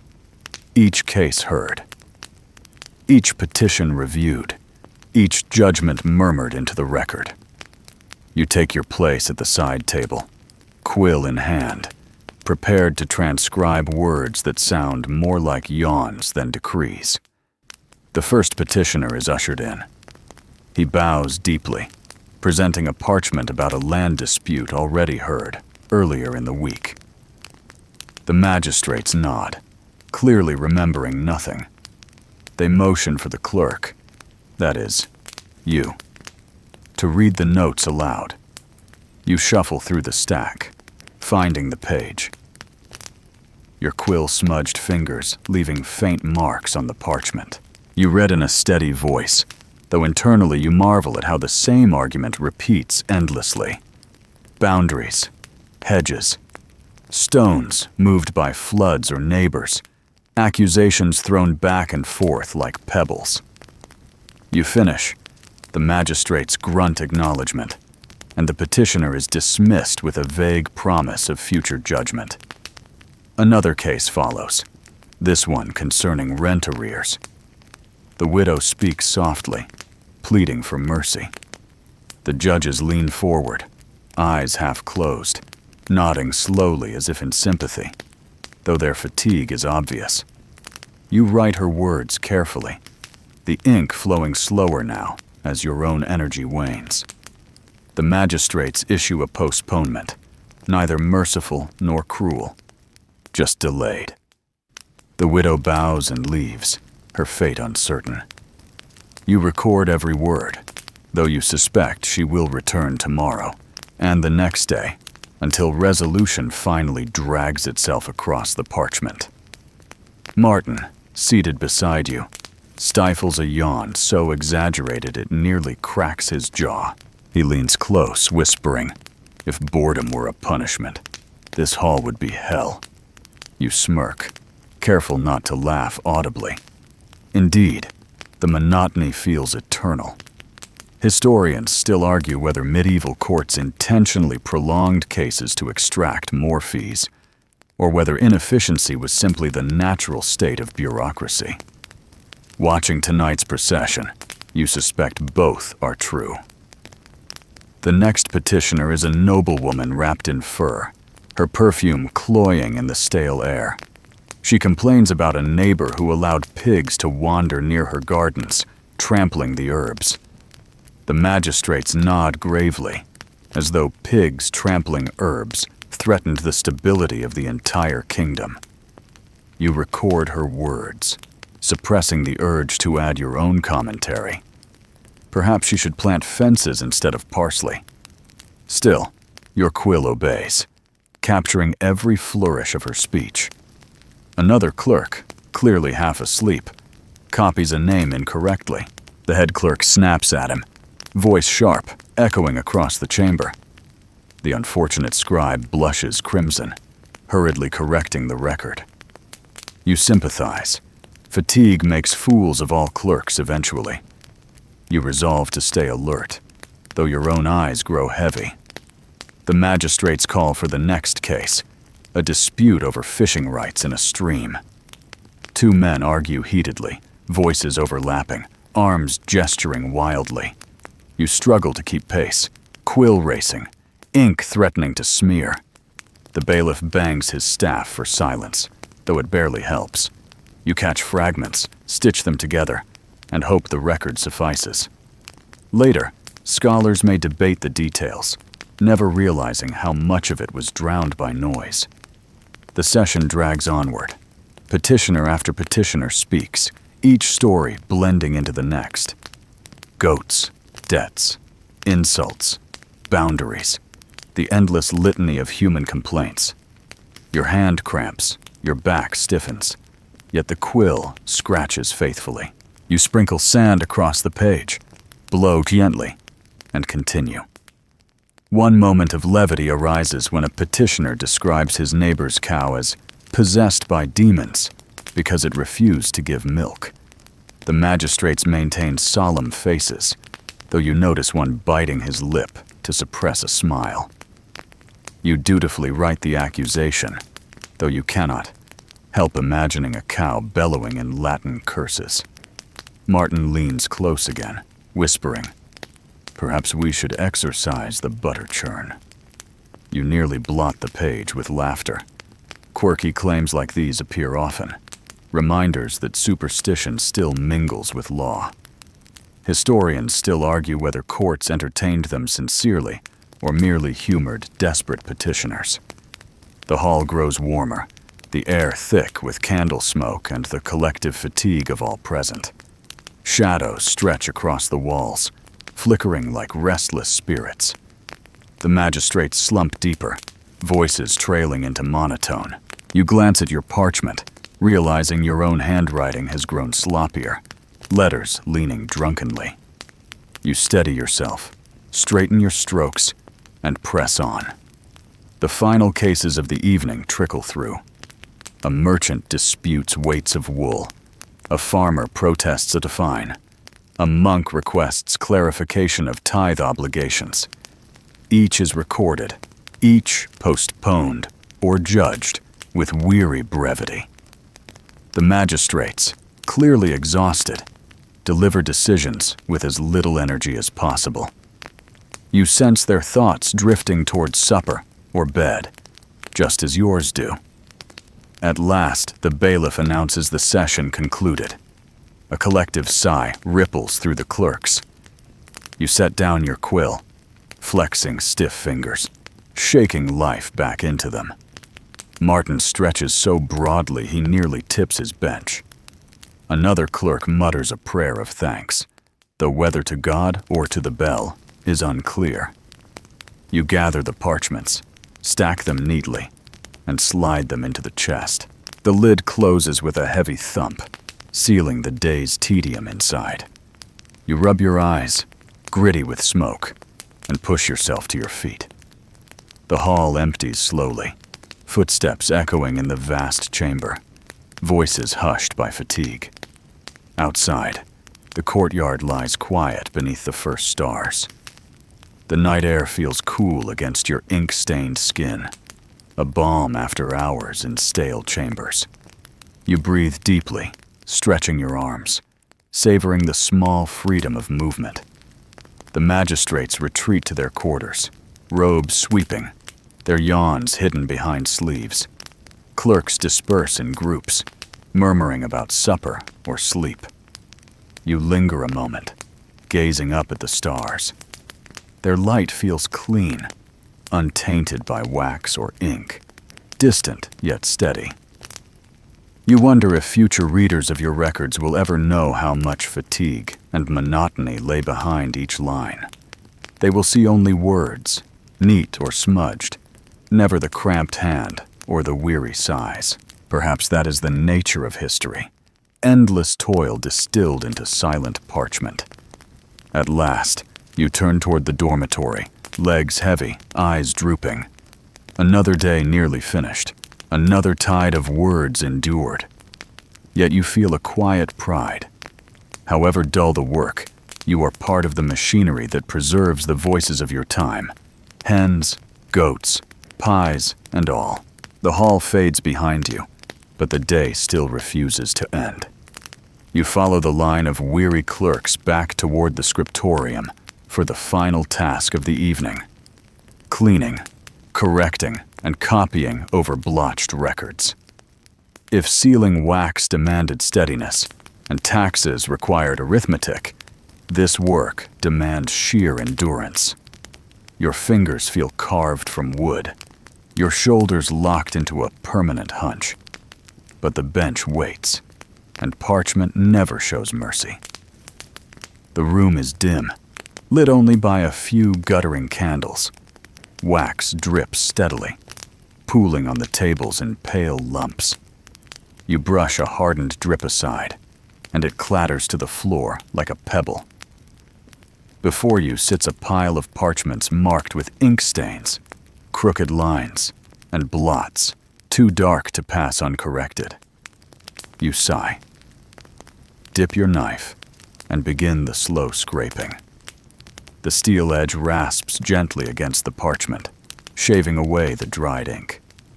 The sound is soft but persistent, like a whispering saw. White dust rises, clinging to your sleeves, tickling your nose. You scrape carefully, aware that too much pressure tears the skin. If that happens, the parchment must be patched, and patches make judges scowl. Historians still argue whether clerks intentionally left faint scratches as secret signatures, or whether these marks were simply the scars of haste. As you scrape, you know the truth.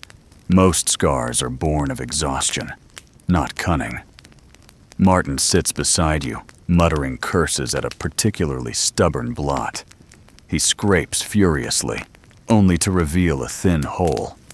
He groans, tossing the page aside. "Another patch," he says bitterly. You nod, understanding. Holes are the bane of every tired clerk. Parchment is expensive, mistakes costly, and patience thin. Once the scraping is done, you polish the surface with chalk dust, smoothing the fibers. Then comes rewriting, the careful tracing of letters to replace what was lost. Your quill feels heavier than before, your hand slower, but you persist. Each word restored is a small victory, each correction a defiance of fatigue. The candle sputters again, threatening to die. You shield it with your palm, coaxing the flame. Shadows leap across the room, distorting the faces of your fellow clerks. They look like ghosts, hunched over endless tasks, doomed to scratch forever. You shake the thought away, forcing your eyes back to the page. Hours pass in this rhythm. Scrape. smooth, rewrite. The monotony blurs time. You lose track of how many blots you have erased, how many lines you have restored. Your wrist cramps, your knuckles ache, but the pile slowly shrinks. One parchment, however, offers amusement. In its margin lies a doodle, a rabbit playing a lute. The head clerk scowls when he sees it, but you stifle a smile. Such sketches, half hidden among records, are little rebellions. Historians still argue whether they carried deeper meaning or were merely boredom's offspring. You suspect the latter, but you admire the spirit nonetheless. Another clerk hums softly as he works, a tune so faint it blends with the scraping and scratching. The sound comforts you, reminding you that monotony shared is easier to bear. You murmur a line yourself, earning a grin from Martin, who joins in with exaggerated humming. The head clerk glares again, but you ignore him. Music, even whispered, keeps your hand steady. You pause briefly, rolling your shoulders. Candle wax drips onto your sleeve, hardening quickly. You pick it off absent-mindedly, leaving flecks of white against the dark stains of ink. Your tunic has become a canvas of accidents, marked with every task of the day. You wonder if, centuries from now, someone will find such a garment and imagine it ceremonial, never realizing it was merely the uniform of exhaustion. The scraping continues. A parchment tears slightly, and you patch it with a small triangle of new skin, glued carefully. The seam shows faintly, like a scar. You smooth it, write over it, and move on. Such scars litter manuscripts across time, silent witnesses to clerks' battles with ink and fatigue. Your eyes burn, your head droops. You pinch yourself, forcing wakefulness. The letters blur, lines bending like waves. You blink hard, dip the quill again, and steady your strokes. One mistake more, and the head clerk will snap. Martin mutters, "If we survive tonight, I swear I'll never complain about sealing wax again." You smile faintly, though your hand trembles too much to reply. Words are scarce when every ounce of energy is poured into precision. At last, the final parchment is corrected. You stack the pile neatly, blow gently on the drying ink, and slide it into the chest. Relief washes through you, faint but real. The scraping knife lies dull, the quill worn to a stub, the candle nearly gone. The head clerk announces the work complete. A collective sigh ripples through the room, weary but triumphant. You extinguish your candle, plunging the chamber into darkness, save for the faint glow of embers. Silence follows, broken only by the shuffle of benches and the creak of tired bodies rising. You step into the corridor, the air cool and fresh against your face. The night is quiet, save for the distant hoot of an owl. Stars glitter faintly above the courtyard, their light soft and steady. You breathe deeply, savoring the moment of freedom. Your fingers ache, your back protests, but pride lingers. Every blot scraped, every letter restored, every patched scar. These are your victories. History will not remember your name, but it will remember your work. You walk slowly toward the dormitory, feet heavy, mind numb. The day has carved itself into you, ink and wax and dust etched into your skin. Yet you endure, as clerks always do. Tomorrow will bring more blots, more sourgils, more goats and pies. But tonight you will collapse onto straw and let sleep claim you, if only for a few short hours. The dormitory greets you with the musty smell of straw and sweat, a perfume woven from countless clerks who have collapsed here before you. The room is long and narrow, lined with wooden frames that pass for beds. Each frame holds a sack of straw, uneven and lumpy. The kind of mattress that remembers every night's discomfort. You lower yourself onto yours, the straw crunching and shifting, pricking through the thin fabric of your tunic. It is not comfort, exactly, but it is a place to fall.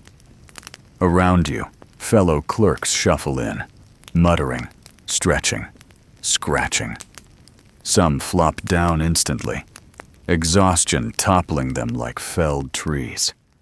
Others linger, eager to share the day's freshest gossip before sleep steals it. You listen half-heartedly, your body begging for rest, but your curiosity pricked. Martin, of course, begins the evening's entertainment. He sits cross-legged on his straw sack, waving his arms dramatically. "The Duke's pie petition will be remembered," he declares, "as the greatest legal case of our time." Laughter ripples through the dormitory. Someone adds, "Perhaps we'll illuminate it in gold leaf." Another chimes in, "Or make it a saint's miracle, the pie that offended nobility." You grin, covering your face with your sleeve to hide your laughter. Rumors mix with jokes. One clerk whispers about a monk caught dozing during Mass, his snore echoing louder than the chant. Another insists he overheard a noble plotting to bribe the magistrates with barrels of wine. Truth and invention blur, as they always do in late-night chatter. You note mentally that much of history is born this way, half gossip, half record, all exaggerated. Historians still argue how much of medieval rumor was fact, and how much was simply clerks entertaining themselves. The room grows louder as the stories build. Someone claims a fellow scribe doodled a dragon so fearsome it scared a servant. Another retells the tale of a clerk who once sneezed so violently that he blotted 3 petitions at once. The legend grows in the telling, until the sneeze apparently toppled an inkpot, splattered a noble's cloak, and nearly voided an entire judgment. You laugh along, though you doubt half of it. Still, the humor lightens the heaviness of the day. Amid the laughter comes the less pleasant ritual, the scratching. One by one, clerks begin to itch, tugging at their sleeves, scratching their scalps. The straw is rarely fresh, the blankets rarely washed, and lice thrive in such conditions. You scratch too, though you try to do so discreetly. Martin, less subtle, declares loudly, "My lice are more diligent than my quill." Groans and chuckles echo. Someone replies, "At least lice never blot ink." You shake your head, smiling tiredly, while continuing to scratch. Quirky tidbits about lice infestations even appear in chronicles. Scribes writing marginal notes about being bitten while copying psalms. Some scholars still argue whether these were exaggerations or genuine complaints. Sitting here, straw prickling and skin crawling, you know the answer. Genuine. All too genuine. The candles burn low, their wax pooling on the floor. Shadows crawl across the beams, flickering like restless spirits. The chatter softens, replaced by the creak of beds as clerks shift into positions of least discomfort. Some curl tightly, others sprawl despite the limited space. You roll onto your side, straw rustling like dry leaves. The scratching continues faintly, a symphony of discomfort played by tired men. Martin, lying nearby, whispers one last joke. "If saints truly watch us, they must be laughing hardest at the dormitory." You smile in the dark, eyes closing. The image of celestial figures chuckling at clerks, scratching themselves oddly comforting. But sleep does not come easily. The straw pokes relentlessly. The air is stuffy, and snores rise like thunder. One clerk snores so loudly it rattles the rafters. Another mutters in his dreams, reciting legal formulas as though the court follows him even in slumber. You sigh, tugging your thin blanket higher, though it barely wards off the chill. The noises of the dormitory blend, scratching, snoring, mumbling, the occasional fart muffled by laughter or groans. It is not peaceful, but it is familiar. You close your eyes tighter, forcing your mind to drift away. Images from the day replay. Seals pressed into wax. Pie petitions shouted. Goats accused. Parchment scraped clean. They swirl together, absurd and endless. You smile faintly, realizing that boredom itself has become your lullaby. Perhaps that is the true secret of clerical life. Monotony so complete it lulls you to sleep despite straw, lice, and noise. The snores deepen, the chatter fades. Only the occasional creak of wood and the faint scurry of mice remain. You scratch once more, shifting onto your back. The ceiling beams loom above, dark against the faint glow of the last candle. You imagine and they hold centuries of sighs and snores, soaked into the wood. You breathe slowly, letting the rhythm of the room carry you. The discomfort lingers, but fatigue is stronger. Sleep approaches in uneven waves, interrupted by itches, nudged by sounds, but never fully stopped. Before drifting off, you think of tomorrow. More petitions, more wax, more scraping, more gossip. The cycle is endless, yet strangely comforting. You live in monotony, but monotony gives structure. Without it, chaos would swallow the court. Perhaps in its own dull way, your life matters. Your eyes close fully now. The straw rustles one last time beneath you. The lice march undisturbed. The snores drone on. And in this symphony of discomfort, you surrender at last to sleep. Sleep is not peace.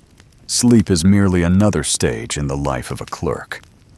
You drift into it, carried on the monotonous drone of snores and the scratching of restless roommates. And soon, the world blurs into visions stitched from parchment and ink. Dreams arrive like petitions, one after another, demanding your attention. They do not ask politely, nor do they excuse themselves after being heard. They linger, absurd and insistent, as though even your imagination must remain bound by court procedure. At first, the dream seems simple. You sit once more at your bench, quill in hand, copying a petition about stolen sheep. Yet as you write, the sheep itself steps forward, balancing on two legs, bleeding its case directly at you. "I am innocent," it insists. "I only nibbled the grain because the bag looked lonely." You nod solemnly, quill moving, though you wonder if ink can even capture ovine testimony. The magistrates, their faces hazy, nod too, as though debating the merits of a sheep's alibi. Then the page ripples, and suddenly the sheep is gone. In its place stands a saint, halo gleaming like freshly polished brass. But this saint does not deliver wisdom. Instead, he wags his finger at your handwriting. "Too sloppy," he says, pointing at a blot. "Letters leaning, margins uneven." You mutter an apology, though in your dream, even apologies blot themselves across parchment. The saint sighs, shaking his head, muttering that the kingdom deserves better penmanship. Quirky as it is, you have read marginal notes from real scribes, berating themselves for bad handwriting. Historians still argue whether those notes were sincere contrition or wry humor to amuse future readers. Either way, here in your dream, the saint seems deadly serious. You turn to the next page. Instead of Latin text, the parchment blossoms into doodles. Dragons chase snails, Knights joust with geese, rabbits strum lutes, and one cow wears a crown. They wriggle free from the margins, dancing across the parchment, their colors glowing more vivid than any real pigment. Martin appears beside you, laughing, insisting that you must capture their depositions. You dip your quill into gold, chasing the creatures across the page, but they refuse to stay still. Your ink runs wild, turning every letter into a feather, every word into a bird. The scene shifts again. You now sit in the great hall, but instead of magistrates on high chairs, enormous pies occupy the benches, their crusts steaming, their fillings bubbling ominously. The Duke points at them furiously, shouting, "These are my accusers!" One pie tilts forward, speaking in a buttery voice, claiming defamation by underbaking.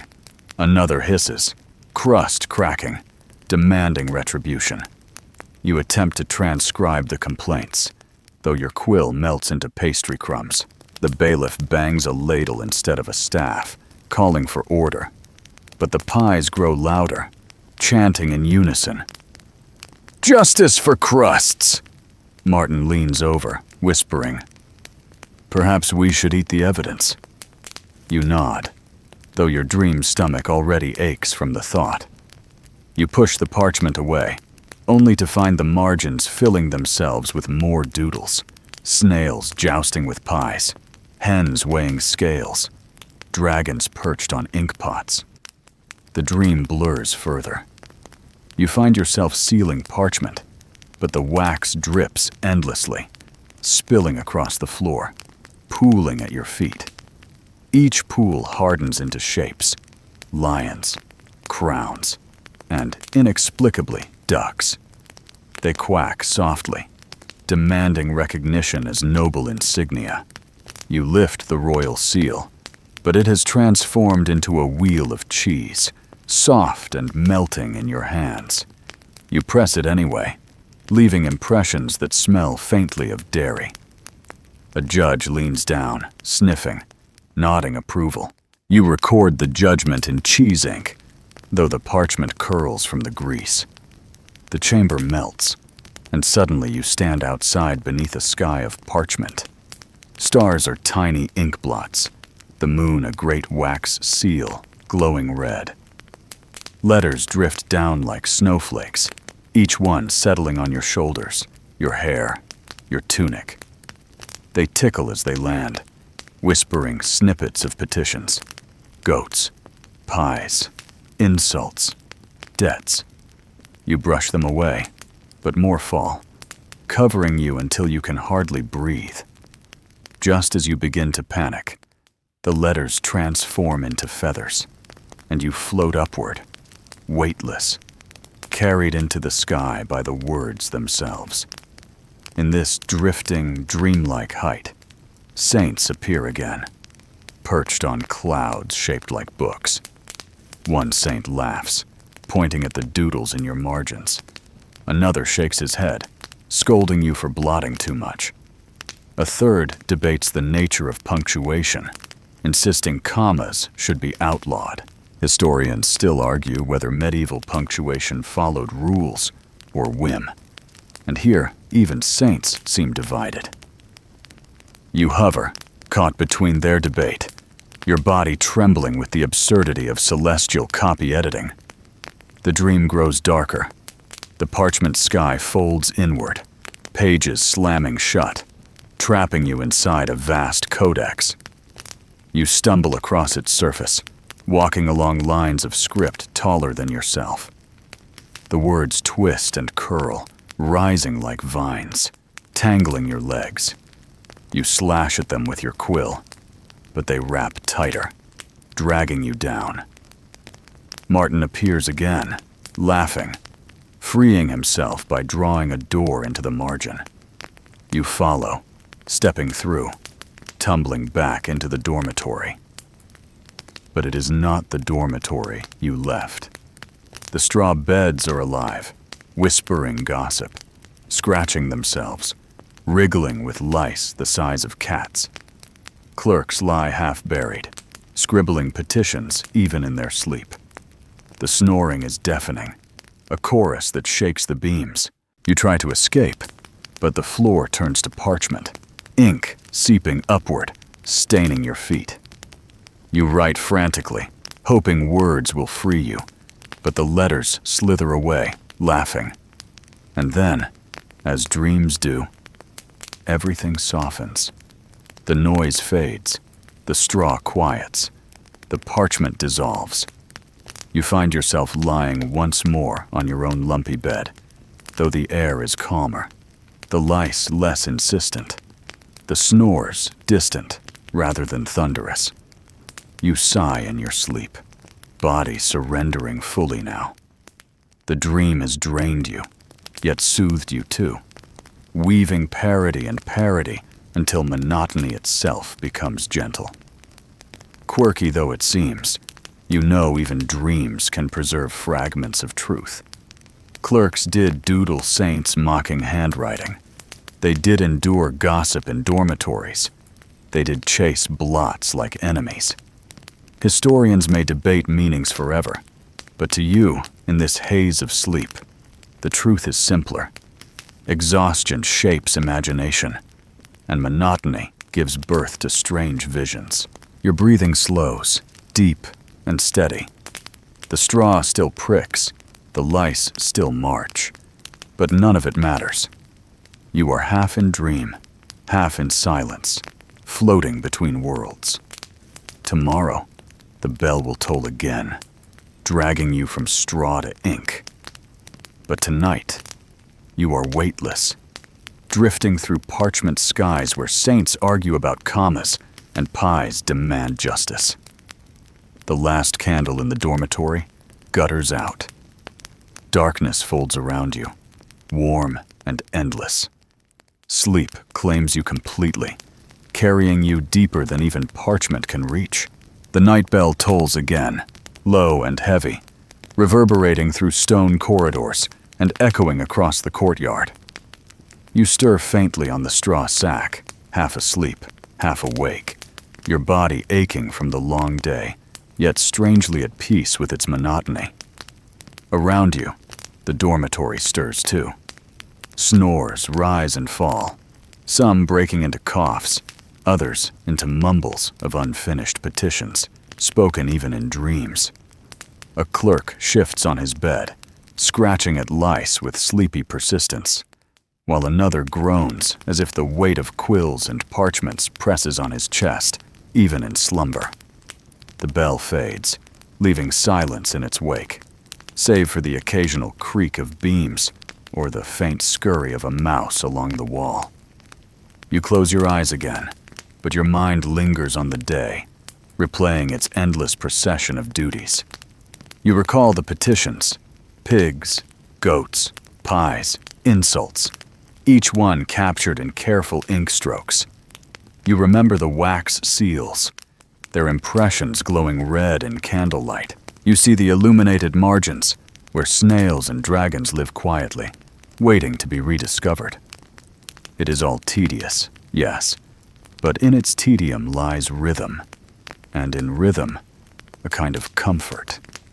Martin shifts nearby, whispering something about cloaks and bread, even in his sleep. You smile faintly, though no one sees. The room breathes as one, a chorus of fatigue and rest, voices softened into sighs. You scratch once, pull the thin blanket tighter, and surrender. The monotony of the day becomes the monotony of night, and the monotony of night becomes the monotony of dream. You drift, knowing tomorrow will repeat itself with bells, ink, wax, gossip, and straw. And somehow, knowing this is soothing. Now the rhythm slows, words stretching longer, softer, easing the edges of thought. The day is complete, its echoes fading like footprints washed by a tide. You are no longer in the courtroom, no longer bending over parchment, no longer chasing blots or tallying goats. You are only resting, letting the weight of centuries drift away from your shoulders. The air feels still, the darkness gentle, wrapping around you with patient quiet. Every sound softens. The bell's echo fades into memory. The scratching of quills dissolves into silence. The murmurs of gossip vanish like mist. Only calm remains, steady and quiet. You are not hurried, not burdened, not required to write or tally. You are allowed to breathe slowly, evenly, letting your chest rise and fall in peaceful rhythm. The images of the day blur, then dim.